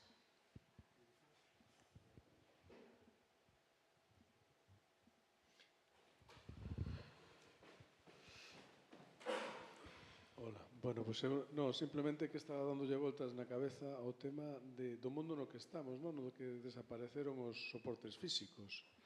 Entonces, non sei como ves eso, Susana? O feito de que estamos nun mundo que xa non ten eses soportes físicos. Como eso vai influir nesta historia que estamos facendo? Os soportes físicos existem, non sabemos onde estão, porque eles têm de existir, mesmo quando descargamos o que seria um CD, descargamos para um disco externo, para um disco rígido, Sempre existe um suporte físico e os suportes físicos têm estes problemas. Os suportes digitais são mais frágeis, muito mais frágeis que os suportes analógicos mais antigos, como os discos de lousa. Um disco de lousa, podemos improvisar um toca-discos e podemos escutá-lo. O que esteja codificado, se não estamos sempre a fazer uma cópia e a atualizar, perdemos o acesso. E perdemos por questões materiais. Boa tarde. Bueno, parabéns, Susana, parabéns, Navia. Grazas, Cristina, por moderar a mesa, facer unha fermosa introducción. Bueno, moi brevemente, por favor, porque xa estamos fora tempo, como dixe Cristina. Cal, na vosa opinión, bueno, me imagino que sí, xa está claro, cal de todos os soportes, cales son os que corren máis peligro nestes momentos de que desaparezan os datos que están incluídos neles? Ou que xa está constatado, bueno, dice a UNESCO, non xa, pero cal neste momento credes que estánse perdendo datos e urgentemente hai que digitalizar? Por questões de obsolescência dos equipos de reprodução, as cassetes DAT são um problema. DAT, sim. Por questões físicas dos suportes, de dano dos suportes, os CD graváveis, os CD-RW e os CD-R, os discos instantâneos, que são mais instáveis, e cintas magnéticas. E todas as bobinas magnéticas, non? Sí, bueno, riesgo hai casi todo. Cilindros, desde logo, son moi frágiles, sobre todo os cilindros de cera marrón, son tremendamente frágiles, e a veces hai documentos históricos únicos nesos cilindros. Penso que se debe de abordar unha digitalización de calquer medio que exista, que este conservado. Porque incluso as cassettes que podemos considerar como medio, digamos, duro, é dicir, todos vivimos a época, ou penso que casi todos de aquí, non? A época das casetes que casi as rebobinábamos cun bolígrafo Bic ou con un lápiz e as metíamos no coche, as tirábamos e tal, e funcionaba, non? Pero, claro, temos que pensar que a veces temos cassettes que baixo esa cobertura de casete comercial lle poñíamos ou lle poñían aos nosos avós, os nosos pais, un papelito no buratiño e facían unhas grabacións deles, falando, contando historias, gravando unha coral nos anos 80, un grupo de gaitas, unha banda de música, que é material, sin valor. Non hai precio que pague o recuperar eso. Entonces, ao final, nos encontramos que un rapaz de hoxendía ve unha cinta dese e non vale para nada. O pode tirar, ou pode meter nun desván ou nun garaxe onde está sometido a unhas temperaturas e a unha humidade que non foi feito para eso. Entón, ao cabo de moi pouco tempo, esa cinta, con esos arquivos tan importantes e valiosos, culturales, para todos nós, non solamente para esa familia, sino para todo o mundo, non? Son casi documentos arqueolóxicos, hoxe en día, pois desaparecerán. E como eso, moitísimos documentos en bobina, en telecine, en vídeo, vídeo beta, vídeo VHSC, vídeo 8, que pois os nosos familiares pois traían moitas veces da emigración e que lles gustaba gravar non solamente a seus familiares, sino a calquer interpretación cultural, un maio, unha banda de música, como dixen antes, non me quero repetir, e perseveralo, pero que hoxe en día pois figuran na casa, tiraos, se é que aínda están na casa, e que penso que se poden recuperar e conservar. Incluso os máis danados, dos máis danados podemos extraer información, e moi boa información a veces, claro, a un custe moito máis alto, non? Por iso que eu penso que por parte das institucións, sobre todo públicas, se debe de prestar moita atención a eso e aportar un pouco de sensibilidade de cara a intentar, polo menos, esa conservación, non? Obviamente, pois non é unha tarea fácil, pero penso que é necesaria, porque se nos está indo o noso pasado de unha forma moi rápida. Última xa, última sí, que nos vamos. Ni siquiera é unha pregunta, era unha precisión que me dio a sensación de que cando falamos de datos, os datos non hai que digitalizalos, só hai que cambiar os de soporte digitais. Que migrarlo. E os CDs 3/4 do mesmo, xa son digitais. Quero decir que confundir digitalización con sustitución do soporte ou... Migralos, sí. Migración de formato es. Migración de formato. Era sobre eso. De todas maneras, maravillosos. Gracias. Gracias. ¿Quieres rebatar? ¿No? Bueno, son... Vale, moitas grazas.